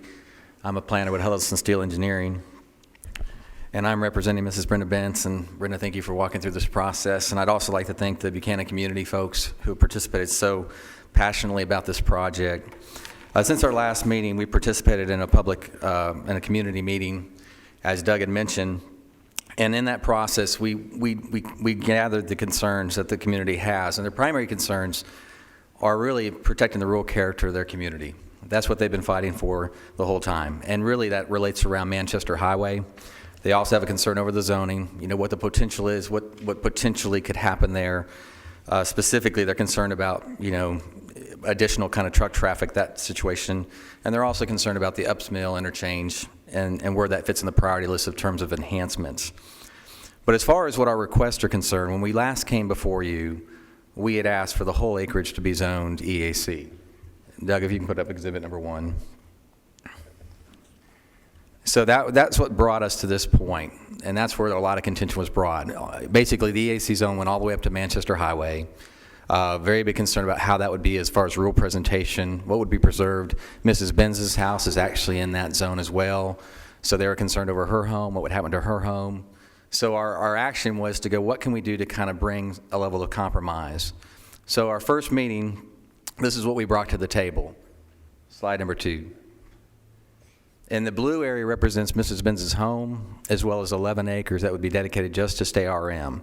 And really, to the Buchanan community's credit, that was to protect Mrs. Benz's property. They thought that'd be a good idea. But also, if you see the 2 red lines that are basically parallel to her property, those were basically what we designated as a 100-foot scenic easement, and that was really designed. We were looking for a mechanism that would protect the rural character along Manchester Highway. What could we do? So the best thing we could come up with was some sort of an easement that would protect that, and that would have some limitations on that. But the EAC zoning still went up to the property line of Manchester Highway. So that's what we took to our first public hearing to our first neighborhood meeting at the school. After that meeting, after hearing again, basically the response was that's not enough. Primarily concerns that there'd still be entry and exit from the EAC zone on Manchester Highway, and that would just basically take away the rural character and create potential accident issues. There's some visibility issues that they're very concerned about. So with that, the next proposal is on slide number 3. And so we moved away from the idea of the preservation easement, and we allow the RM zoning to basically go all the way along Mrs. Benz's property, again, to protect the rural character of Manchester Highway, but also just allow to make sure that's always an RM zone. So that means more residential could potentially go in there, but it also means that it's not going to be EAC, it's not going to be an industrial area. Along that zoning line, there would be a buffer that would be required on the backside of the RM, between the RM and the EAC. So that would be a nice natural buffer that would provide some protection for the citizens to make sure the highway stays consistent in character, but also that there would just be some kind of a natural buffer between the development as well. That was received fairly well. However, again, the issue came up over the zoning itself. The final opportunity was to meet specifically with the leadership of the Buchanan community. 3 folks came to our office at Huddleston Steel. We worked through what we consider more of a compromise plan, and that would be this plan, where over 20 acres of Mrs. Benz's property would stay RM. That would allow for there to be a significant residential buffer between the EAC zone. If it ever happened to be a light industrial, which is one of their primary concerns, that would give us plenty of sight distance, between Manchester Highway and the actual development. As I mentioned, there'd be a buffer between that, a type D buffer, a heavy buffer that would protect the citizens as well from that real character going down Manchester Highway. So at this point, we've come to consensus with the Buchanan community as far as this is a line that they feel like is appropriate. We did keep the line somewhat kind of consistent, so if there is development, there wouldn't be some kind of an odd-shaped kind of lot. But this is Mrs. Benz's desire as well. This does protect her some and her personal property in terms of how it would be perceived for a sale, for future, for a future owner. But with that, it's been an interesting process to walk through. The only other things I'd like to add are that we've had some positive news about the Epps Mill interchange. We've been told that it's a high priority from the Tennessee Department of Transportation. That's always something to consider as far as when that timeline would happen. But the other thing that's positive is it's really challenged the Buchanan community folks to go, they want to come back to you with, is that an opportunity for us to create some kind of a gateway for Rutherford County? It's really the first interchange from Chattanooga that you really notice you're getting close to more of an urban area. And so their desire is to try to figure out what is the ultimate use for that interchange and how can it be beautiful and really be an enhancement to the community, for the county, also for the city of Murfreesboro, and really protect their interests as well, to be a beautiful place to arrive to. So with that in mind, that's my presentation just briefly, but that's how the process went between the public hearing, between the neighborhood meeting, between a meeting with the Buchanan leadership team, and kind of where we found the compromise to be. So with that, if you have any questions, I'd be glad to answer them, but I just wanted you to be aware of the process and the steps it took. Staff or from the commission? Thank you. Thank you. Don't go anywhere.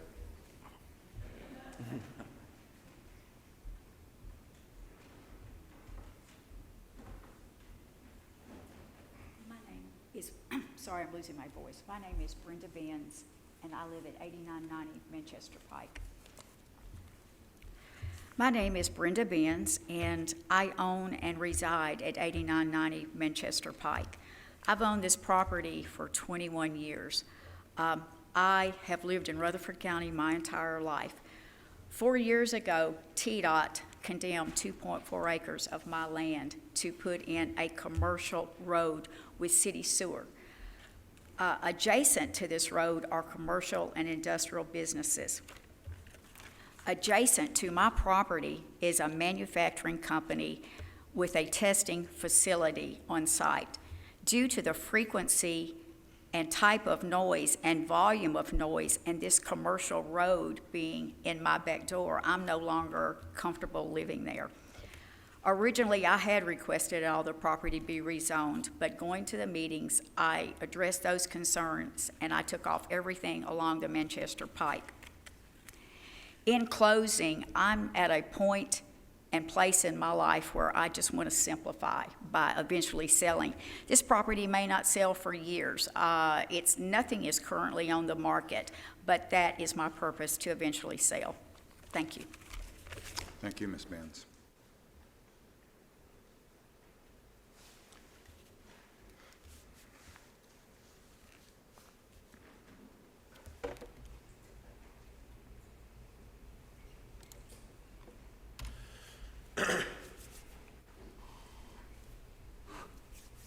All right, good evening. Ricky Marlin, 7868 Blankenship Road, Christiana.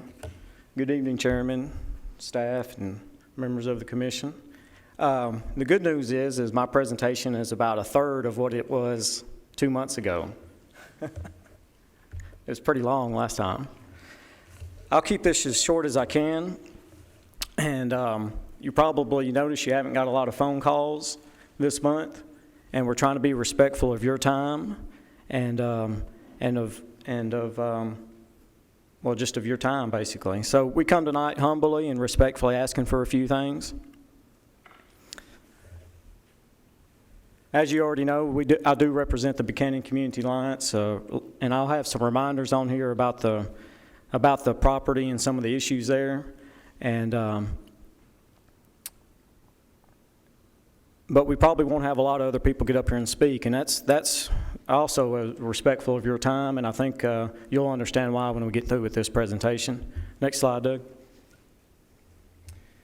All right, so we have been working with the developer, and it has really been a pleasure to work with them on this. We've got some good ideas bounced back and forth, and we have agreed on the rezoning line that Mr. Roundtree mentioned. So right there in the middle, we have compromised on the boundary. And, you know, we're really proud of that on both ends of that. We've done a lot of work on that to get that compromise. The number one point there, but we still want to work with the applicant on the actual zoning of this property. We're not satisfied with the EAC zoning. The EAC zoning is too wide open in our opinion. We would like to have further discussion with them on that. We believe that the commercial zoning would provide a good buffer between the EAC and the remaining land that's going to be RM all around this property to the south and to the east. So number two, we need to hear from the applicant back on this. We haven't had time to do that. We had 2 months, but we wasted a lot of time in there. The applicant didn't get back with us within the 2-week time frame that we requested at the September 1st meeting. I had to call the applicant to find out when they were going to get back with us. We settled finally on September 28th to have a meeting. And I'll have to admit, I was gone a week for my work. But they could have called me and set this up in plenty of time to get this worked out. And I'm not trying to be mean about it. I'm not trying to be disrespectful. I'm just trying to tell you why we're asking for more time on this. Next slide, Doug. See if I can get this pointer to work here. Okay, so we have settled on the line here, and we feel good about that, but we don't feel good about the rest of this land being EAC right here. We feel like we've got enough EAC out there that's not developed, and we would like to see commercial zoning discussed with the applicant. We feel like commercial zoning gives them almost everything that they need versus EAC, except for light industrial. Light industrial scares us. We don't want to see more truck traffic, more warehouses out there. So if we get this, can agree to have a buffer, see all this EAC, and then we have a buffer here, a commercial, before the RM. We would, if they would change this to commercial tonight, we'd be happy to let it pass, if, in our humble opinion. Okay, next slide, Doug. This is just a brief timeline of what I just described to you. We have made progress. We have settled on the line. But because we didn't have enough time, enough response back from the developer, enough calls, I made every call to them. They never called me one single time on this, ladies and gentlemen. And I'm not trying to call them out. I'm just trying to tell you why we need more time on this. We need more time to settle this. We've worked on it. We've worked hard on it, but we need more time. Next slide. This is the highlighted of the concerns. Of course, EAC, we're not comfortable with that rezoning. And down at the bottom again, just reiterating, we think that commercial would be a good buffer between this two properties. We don't like the light industrial, and also keep in mind, by special exception, this could be heavy industrial with rezoning it to EAC. Next slide, please. So this is just an illustration of what's out there right now and what they'll see behind them if this is passed with the EAC. And could maybe see this with commercial, but you're probably definitely going to get it with the EAC. So you got a nice house, and then you have warehouses. Next slide. This is the house next to her, and they'll be seeing more truck traffic behind them possibly, more than likely. We don't want to see that. We'd rather see some commercial zoning, some good stuff come out there instead of warehouses and more truck traffic. Next slide, please. This is the field here. This is an interesting picture here because this tree line right here That'll be the extent of the property. This is the narrowest buffer, or narrowest part of that rezoning up there to the north side. So definitely going to probably see that even behind that. Next slide, please. Of course, this is her house, and she's probably going to be looking out this, maybe out her back window. And that's, I agree that we've protected it better and made it better, but this is something to consider. Next slide. This is just another slide here of the area, kind of trying to show you that of the property line. We can skip this and go ahead next one. This is the Loves. This is the Loves here, and if you kind of look this way, this is us back in here. This is all of us represented here tonight and our concern. And as far as you can see that way, there's no buildings. It's beautiful land. And that quadrant of the interchange, we'd like to see protected as much as can be, and we still have that opportunity. Next slide. This is just some reminders on the challenges that we face, even if this passes tonight in commercial, and we're in favor of that. But don't forget all these concerns that are out there. We've got a narrow 2-lane road of Epps Mill, no shoulders. Third of the traffic out there is truck traffic, which is, highly dangerous. Next slide, please. We've had a lot of discussion, and I think there's a lot of people pulling, and, we want that interchange improved as much as anybody. But you know how politics run better than I do. Who knows what's going to happen when the legislature meets next year, whether this gets approved or not. It's all iffy. Everything's iffy out there. There's no promises out there. So just keep that in mind. We want that interchange fixed really before anything happens out there. Next slide. 369 acres total out there, EAC, only 2 places in the county. Majority of it here, probably 90% or more. And so we've got enough EAC. We'd like to see something different come in out there, some type of different zoning. We have that opportunity tonight. Next slide. Water problems out there. Even if this gets passed, we still got a lot of water problems out there, water across the road. Just keep that in mind, please. Next slide. I see Jennifer's here tonight from CUD. We know we got some water issues out there, some improvements coming, but just keep in mind it's going to have to be some type of small water user. And next slide. Fire protection, of course, is a concern of ours. The water pressure out there is not going to sustain fire hydrants. Next slide. We've had, if you remember, I brought this up at the last meeting, we've had 3 homes lost out there within a mile. Unoccupied homes, all of them, nobody's lives are lost, thank goodness. Next slide. Just some reminders on the goal statements and what we want to protect. These are our goal statements as a county. These aren't mine. These aren't the BCA's. But discourage development in areas with inadequate transportation, public services. Those aren't out there right now. They're coming eventually, but they're not out there yet. Next slide. Rural community protecting that. Thankfully, we've been able to do that with the developer. And we really, honestly, don't forget this. We appreciate what the developer and Mrs. Benz have done. I don't want to take anything for a grain of salt. We really have been thankful that they've worked with us on that line. And we're thankful for them protecting Manchester Highway, but we also have a lot of other concerns about that zoning. So we still have some work to do, and that's why I'm up here, and that's what we're asking for. Next slide. And Mr. Roundtree has really spurred us on and has some good ideas about this possible overlay district out there. And I think this is a time to try and pursue this. This is a long-term goal of us. So this isn't a short term necessarily with this rezoning, but I want to take this opportunity to challenge you, challenge me, challenge this county to think about that interchange there. If it does get approved next year to be reworked, to get improvements, to get 3 lanes, 5 lanes, whatever, let's take that opportunity to relook at that whole 1 mile area I think that Doug has mentioned before that we kind of looked at. Let's form a committee. Let's bring in the developers, the landowners, the stakeholders out there, the Buchanan Community Alliance, and let's really work on this so we don't have to have as much of this and we already know what's kind of coming out there. I mean, it would be a golden opportunity to make a south gateway into the Rutherford County. I mean, that's where the goal at is here, right?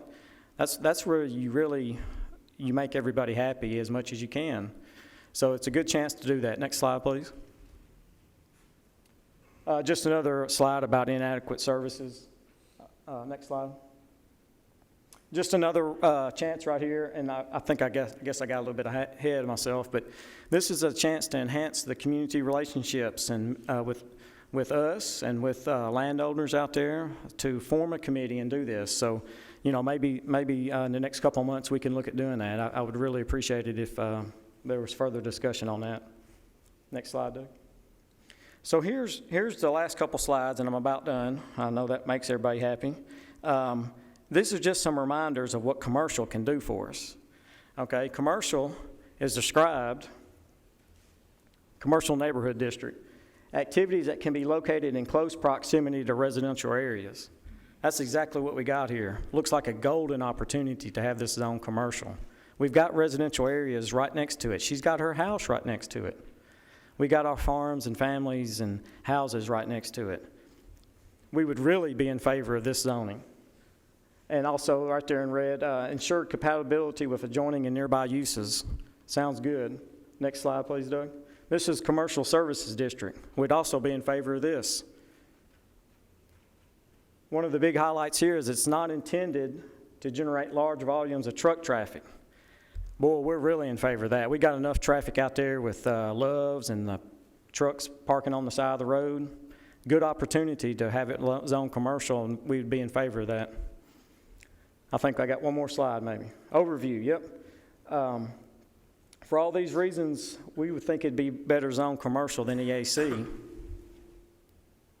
And if it gets zone commercial, and say Brenda has somebody come up to her that wants something for EAC, well, she could come back and we could talk about getting 10 acres of this 59 acres rezoned for EAC if it's the right applicant and development. PUD, we would love to have a PUD out here so we know what we're getting ourselves into. We don't know what we're getting ourselves into right now if we get it zoned EAC tonight. It's kind of a blank check, and we're scared of that blank check. We don't think we can cash it, okay? And so we humbly, respectfully ask this commission to defer this for another 30 days so we can have some dialogue with the developer on this, some continued dialogue on this to see why commercial does not fit that property and why it does not fit their plans. There's no rush on this. Brenda just got up here and told you that there's no plans for this. It could take a year, 30 days versus the rest of our lives to make this decision. To me, it's pretty easy. Defer it, let us talk some more, and let's see if we can't finish this off and wrap it up and do the right thing in our humble opinion. So give me a minute. I just want to make sure I've covered everything. The last thing I'm going to say is Brenda just got up here and told you her concerns, the reason she wanted this rezoned. She wanted it rezoned because there was a factory next to her. That's exactly our concerns, ladies and gentlemen. You're going to move those factories and those commercial things right closer to us. Light industrial. That's a very valid point, and that's what we're concerned about. So we don't want to see that. We'd rather see something like a Cracker Barrel, and you have those lists in front of you. I'm not an expert on it. I'll be the first one to tell you, but I do know that we have a consensus out in the Buchanan community that commercial is the way that we want to go on this property if that's available to us. So please give us more time to work on the applicant on this, and I appreciate your time. Thank you.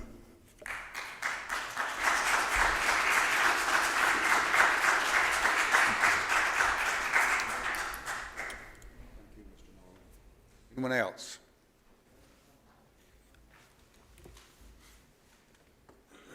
While the next speaker's coming up, I'll just also point out that there were a couple of letters that were put on your tables. One was provided by Ms. Benz from Senator Tracy, and there was another one. I got an email today from one of the neighbors in the area, just to point that out to you.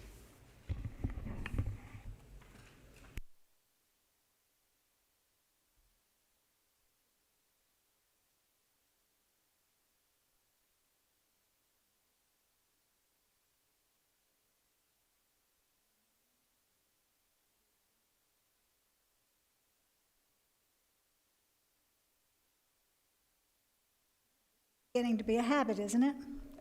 It is a pleasure to have the opportunity once again to negotiate, not debate, issues that we feel we can, with additional timing, work with Brenda Benz.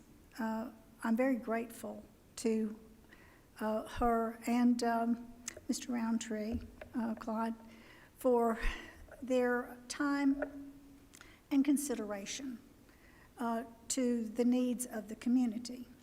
And as Ricky Marlin, our president of the association, pointed out, our main concern at this point is the actual type of zoning.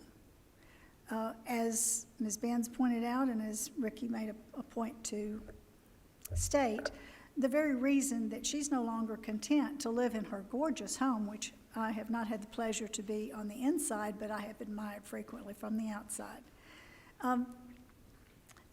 If she is so dissettled with the noise factor of a factory that is distanced to her more so than a manufacturer or light industrial or possibly even consideration for heavy industrial could bring the light pollution, the noise pollution, the air pollution, as well as security concerns for our families, our children, and for the valuation of the equity we have in our home.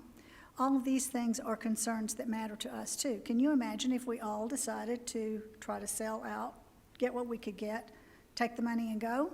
Well, that is her option. But what we are respectfully requesting is another brief extension in order to meet again with Ms. Benz. We have made such headway. I think we have had good compromise here.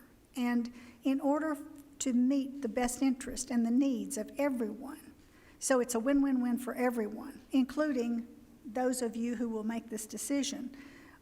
For Ms. Benz, if I were her, I would consider it a legacy to leave behind a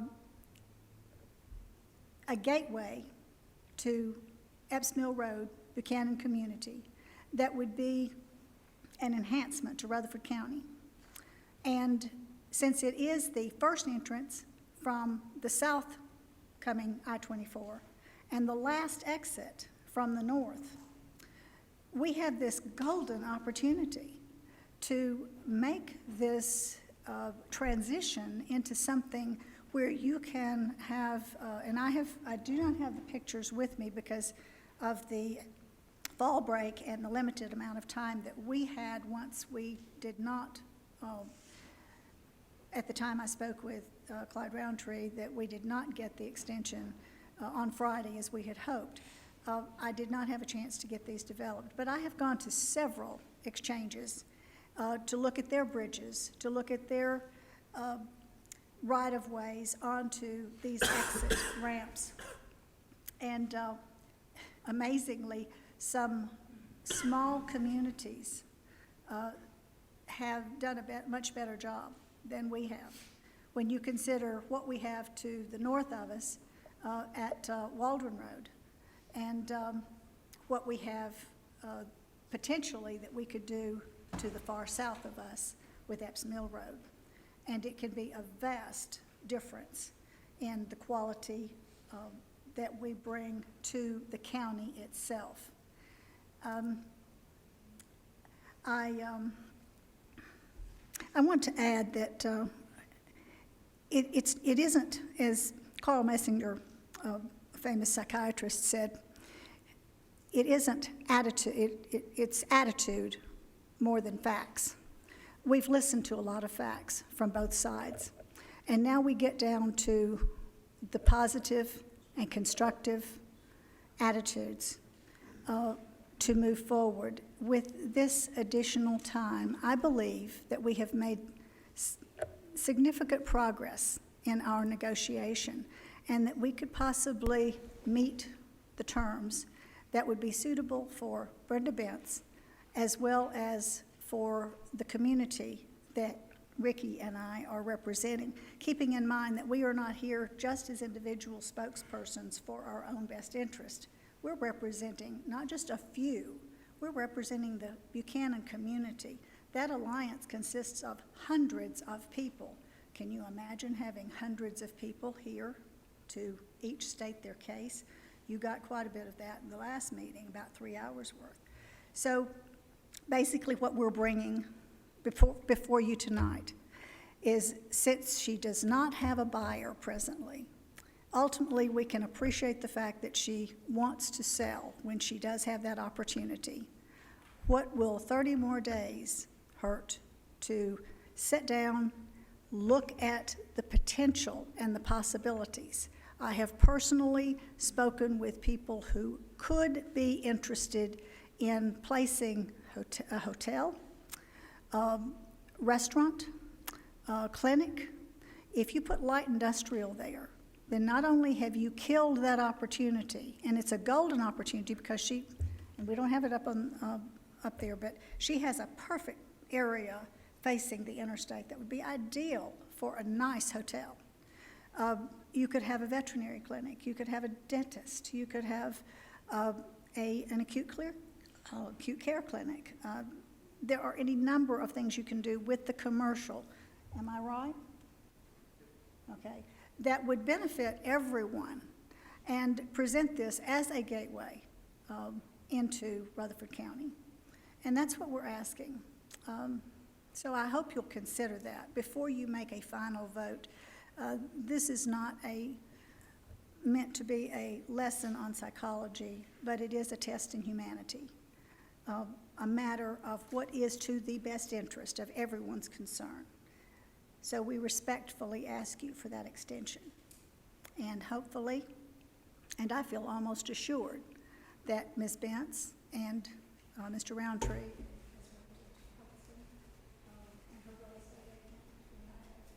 great respect for through business, we can come to better terms.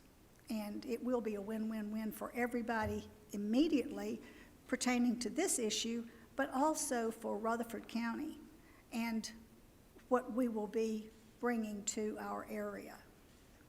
And I thank you again very much.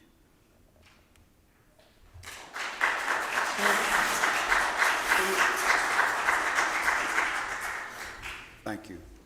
Anyone else wishing to speak for or against this rezoning?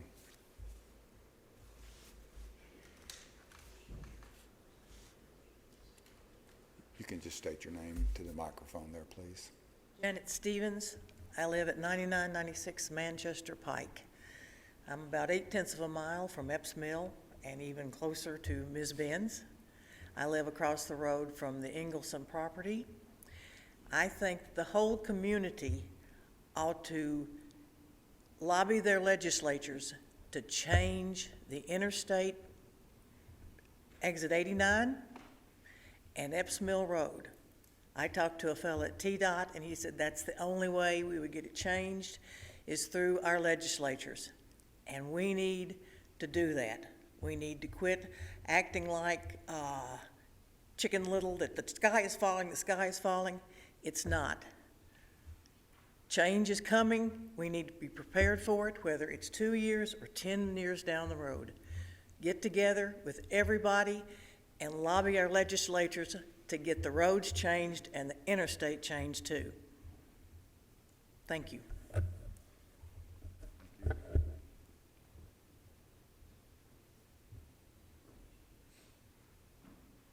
Well, the next gentleman's coming up here. I have in front of me a letter from our state senator, Jim Tracy, and it's addressed to county officials and to Mayor Burgess. It says, as has been reported recently in the press, I plan to reintroduce legislation in January 2016 to the Tennessee General Assembly mandating the return of $250 million to the Transportation Fund for overdue highway projects. One of these 3 overdue projects in Rutherford County is the Interstate 24 interchange at Epps Mills Road. I plan to make this a top priority so that improvements can be made to the Interstate I-24 interchange at Epps Mill Road. Thank you. I'll be fairly brief. I'm Michael Hyatt. I live at 10280 West Arnold Road, not Christiana, not very far from the interchange and where the property is being requested to be rezoned.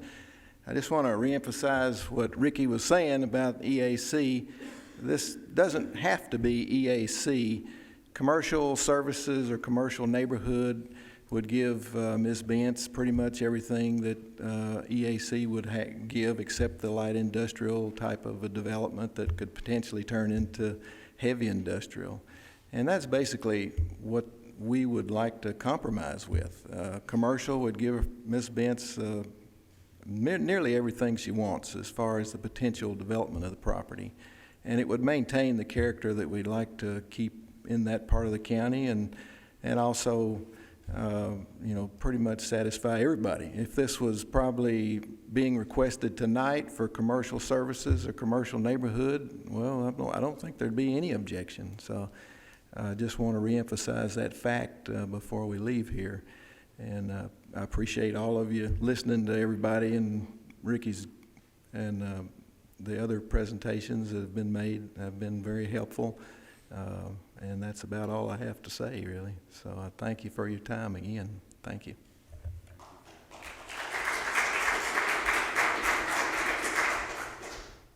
Anyone else wishing to speak for or against this rezoning request?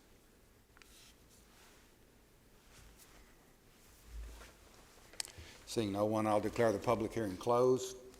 I'm sorry, I will not declare the public hearing closed. Mr. Huddleston, you have something?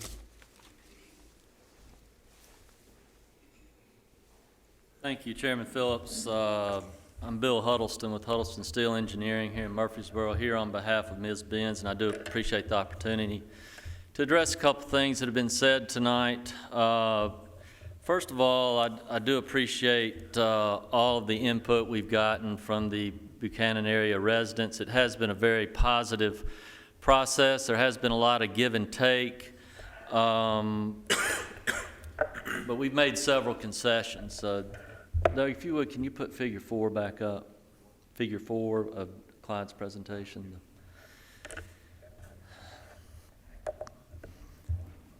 Bottom line is Mr. Marlin asked, and his people he's representing, they've asked for a buffer. And we realize that. We realize that after hearing the comments that were well made in the last public hearing held in this chamber. They want to keep the rural character of where they live and the rural character of Manchester Pike. We're giving up 24 acres of our request along Manchester Pike. It's all of our land along Manchester Pike. None of the people that have spoken tonight live up against the area we would like to see EAC. So we've provided the buffer that they have requested. Now, there's been talk of, they'd be all right with all commercial. I'm not sure they'd really be all right with all commercial. If we fill this thing up with hotels and fast food restaurants, we're liable to have more traffic than what you would see with some EAC, some light industrial, and its employment activity center that you would see rounding out this property. I do see maybe some interstate type uses near the interchange, but not for the entire area that we're requesting for the EAC. Now, we've been at this not only months but years. We've heard what has been requested of us. We have been made available. I respect Mr. Marlin and what he said tonight. He did misspeak. I did call him on August 26th, and we did have a good conversation. And I told him I'd be happy to talk to him whenever he wanted to. I'd make myself available, and we can continue to talk. There's been a lot of talk, and you'll get to have more talk. If this rezoning gets recommended to County Commission, it's my understanding there'll be a public hearing at that level. And more importantly, if that gets approved, there will be site plans brought back to the Planning Commission that that you will be able to review.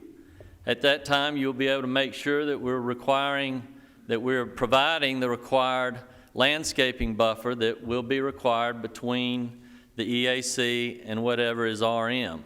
There's significant trees there now, and we anticipate that those will be preserved.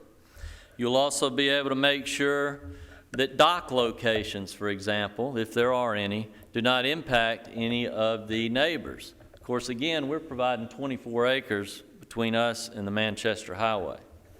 There are photometric plans that are required during this process, which ensures little light will be allowed to spill over any property line that we are developing. So you will have opportunity, there will be more opportunity for discussion, but we're ready tonight to ask for you to make a positive recommendation to County Commission to rezone this land EAC. I'll be happy to answer any questions at this time. Questions for Mr. Huddleston? Thank you very much. Thank you, Mr. Chairman.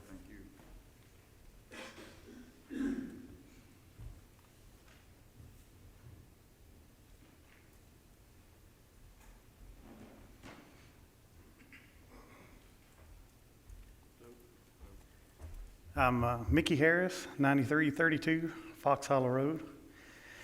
And I just want to say I appreciate you, going through the process of putting the buffer in. That's going to really make the community really a lot nicer out there on the highway. But, I don't know. If we ask for 30 more days to talk about this and to try to consider the differences in the, I don't really know the differences in the EAC and the commercial, but I do know there's some things in the commercial that would be more favorable to our community than to the EAC. And that's what I'm asking for is just, give us 30 more days to try to talk about this and maybe come up with a solution. That's all I ask. Thank you very much. Thank you.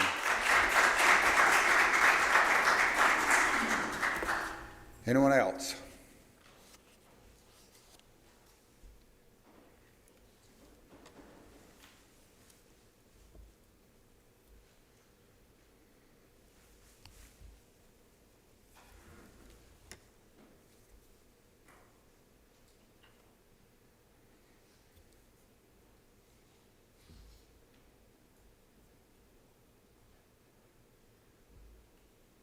Mr. Mathis?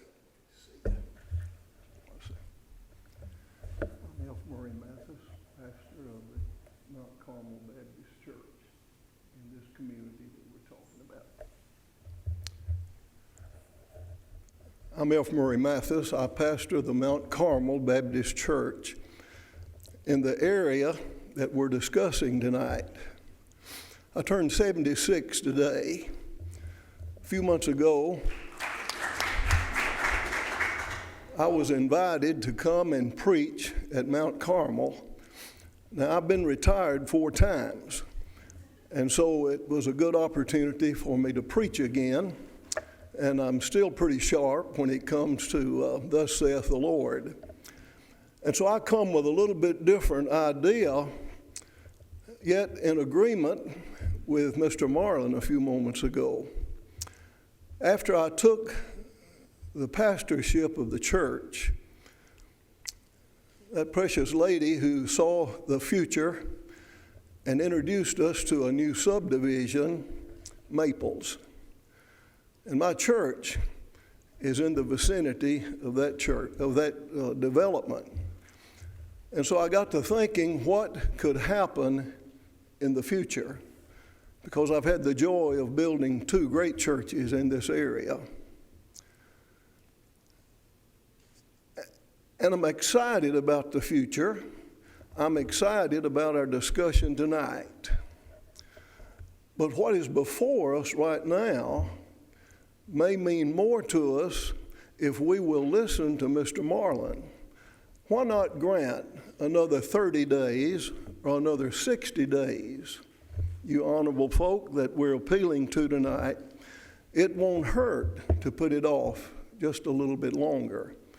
It could mean a great deal more to the precious lady who has made the request for the change. It could mean a great deal more to a gateway to Murfreesboro, Tennessee. Folk, it could mean a great deal more to my little church. And why not postpone it for 30 days or 60 days so we can get together and be more understood as we come with an appeal to this august body. Thank you. Thank you. Thank you, Mr. Chairman.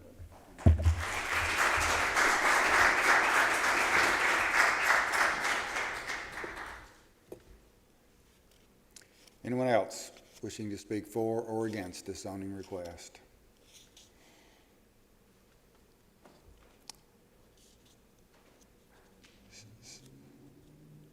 Seeing no one else, I'll declare the public hearing closed.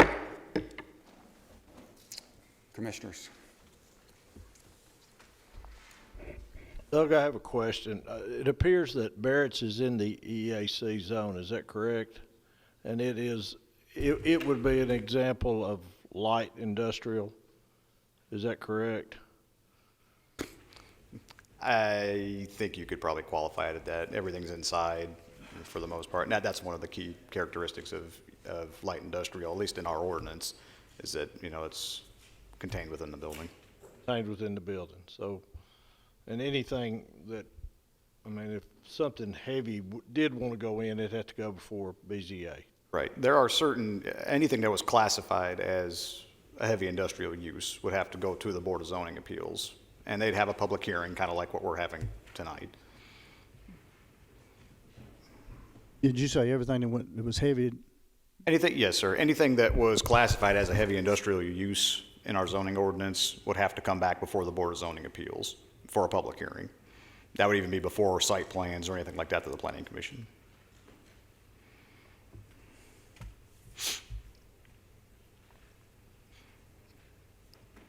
I think warehousing was a big factor here, right? The big objection was warehousing. Well, I think it's industrial uses in general, but I think warehouses is one of the specific ones that was mentioned during the meetings. Yes, sir.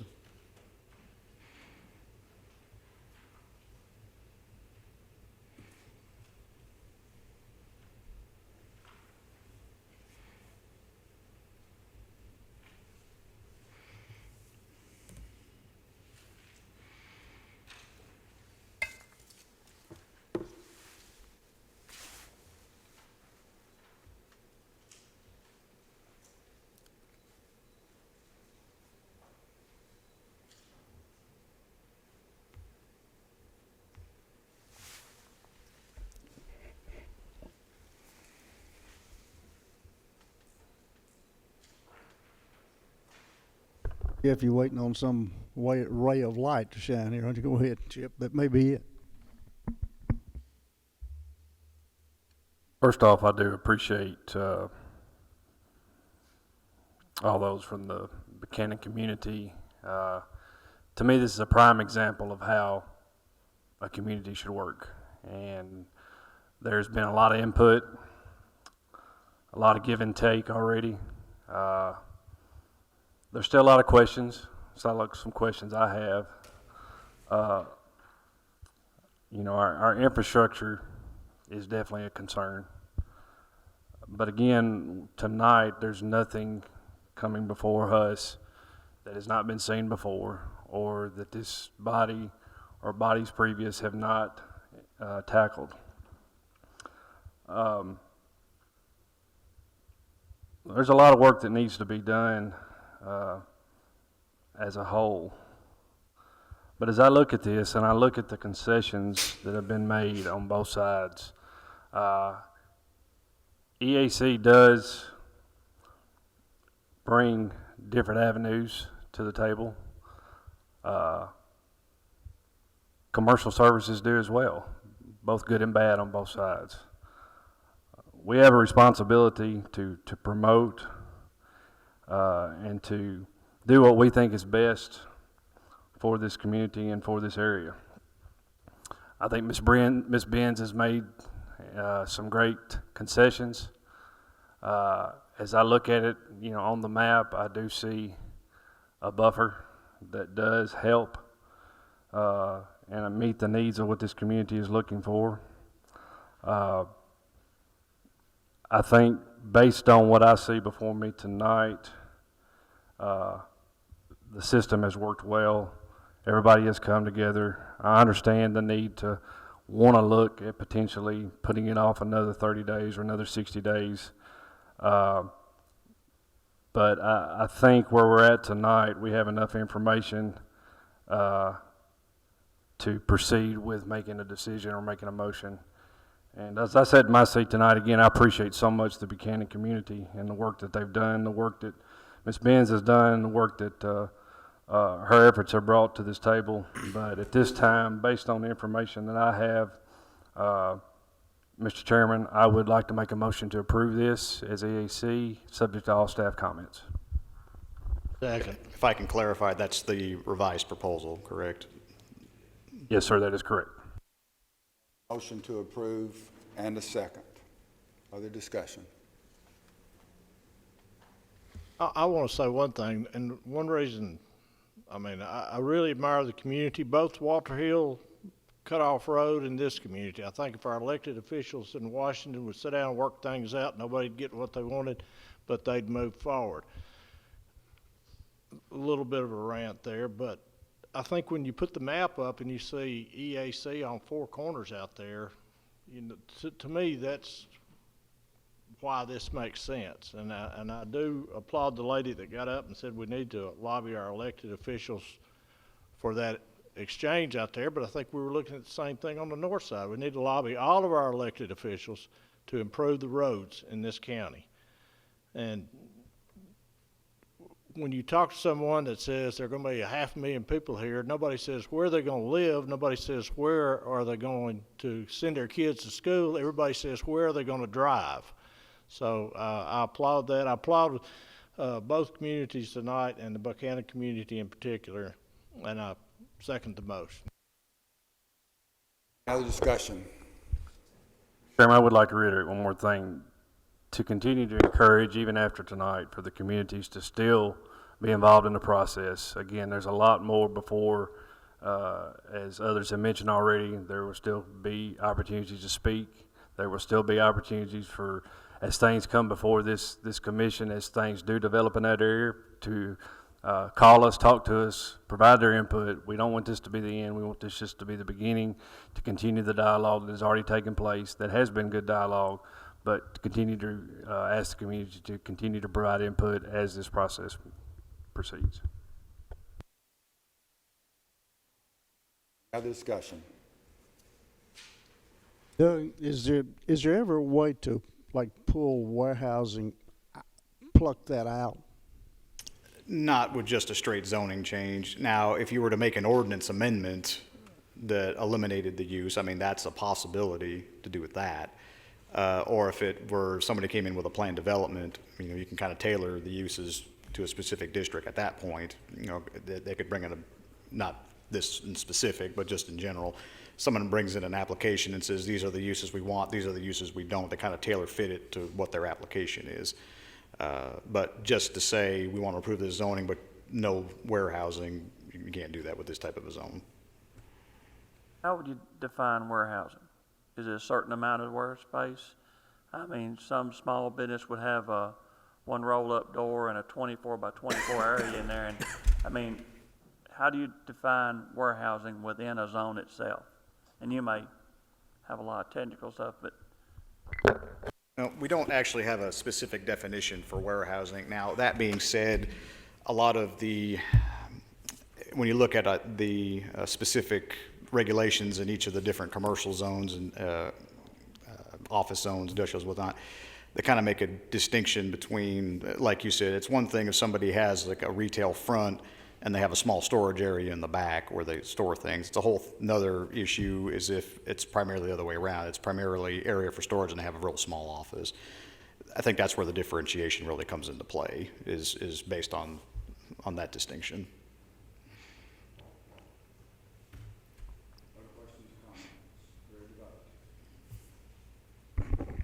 We have a motion to approve and a second. Item number 15-A011. All those in favor of the motion to approve, please say aye. All those opposed? Motion carries unanimously. This hearing, there will be another public hearing, and it'll be a final decision made at the County Commission meeting Thursday, November 12th, here in this courtroom. Okay, here we go. Old business, anything there? No, sir. Staff reports? I don't have anything beyond what's on the agenda. Mike, did you have anything you want to add to? I think you have before you a building codes report. Chairman, I have a question for staff. We talked about our last day meeting about maybe tweaking the rules or looking at the rules as far as setbacks for mini warehouses, that type of thing. Yes, sir. Where are we on that? Will that come to our next day meeting? We'll or- present something at the next day meeting on that. Honestly, with the last couple of weeks, I haven't had a whole lot of time to look at it, We had but plenty to do we've tonight got. anyway. We yeah. didn't necessarily need it tonight. I was just wondering. Right. I had a constituent had asked me. Yes, appreciate Thank you, Mr. appreciate the King. reminder. Okay, our next scheduled meeting is October 26th. That'll be a 9 a.m. meeting in the planning mezzanine. Commissioners, anything else? Mr. Chairman, I've got an announcement to make. All those on the planning staff and engineering staff and commission members are invited to Middle Tennessee Electric's customer member appreciation luncheon this Thursday, starting at 11 o'clock at our St. Andrews office over off of Highway 96. So please, if you can, please come out and join us at 11 o'clock on Thursday. Thank you. Anything else? Once again, thank you for your participation. We're adjourned.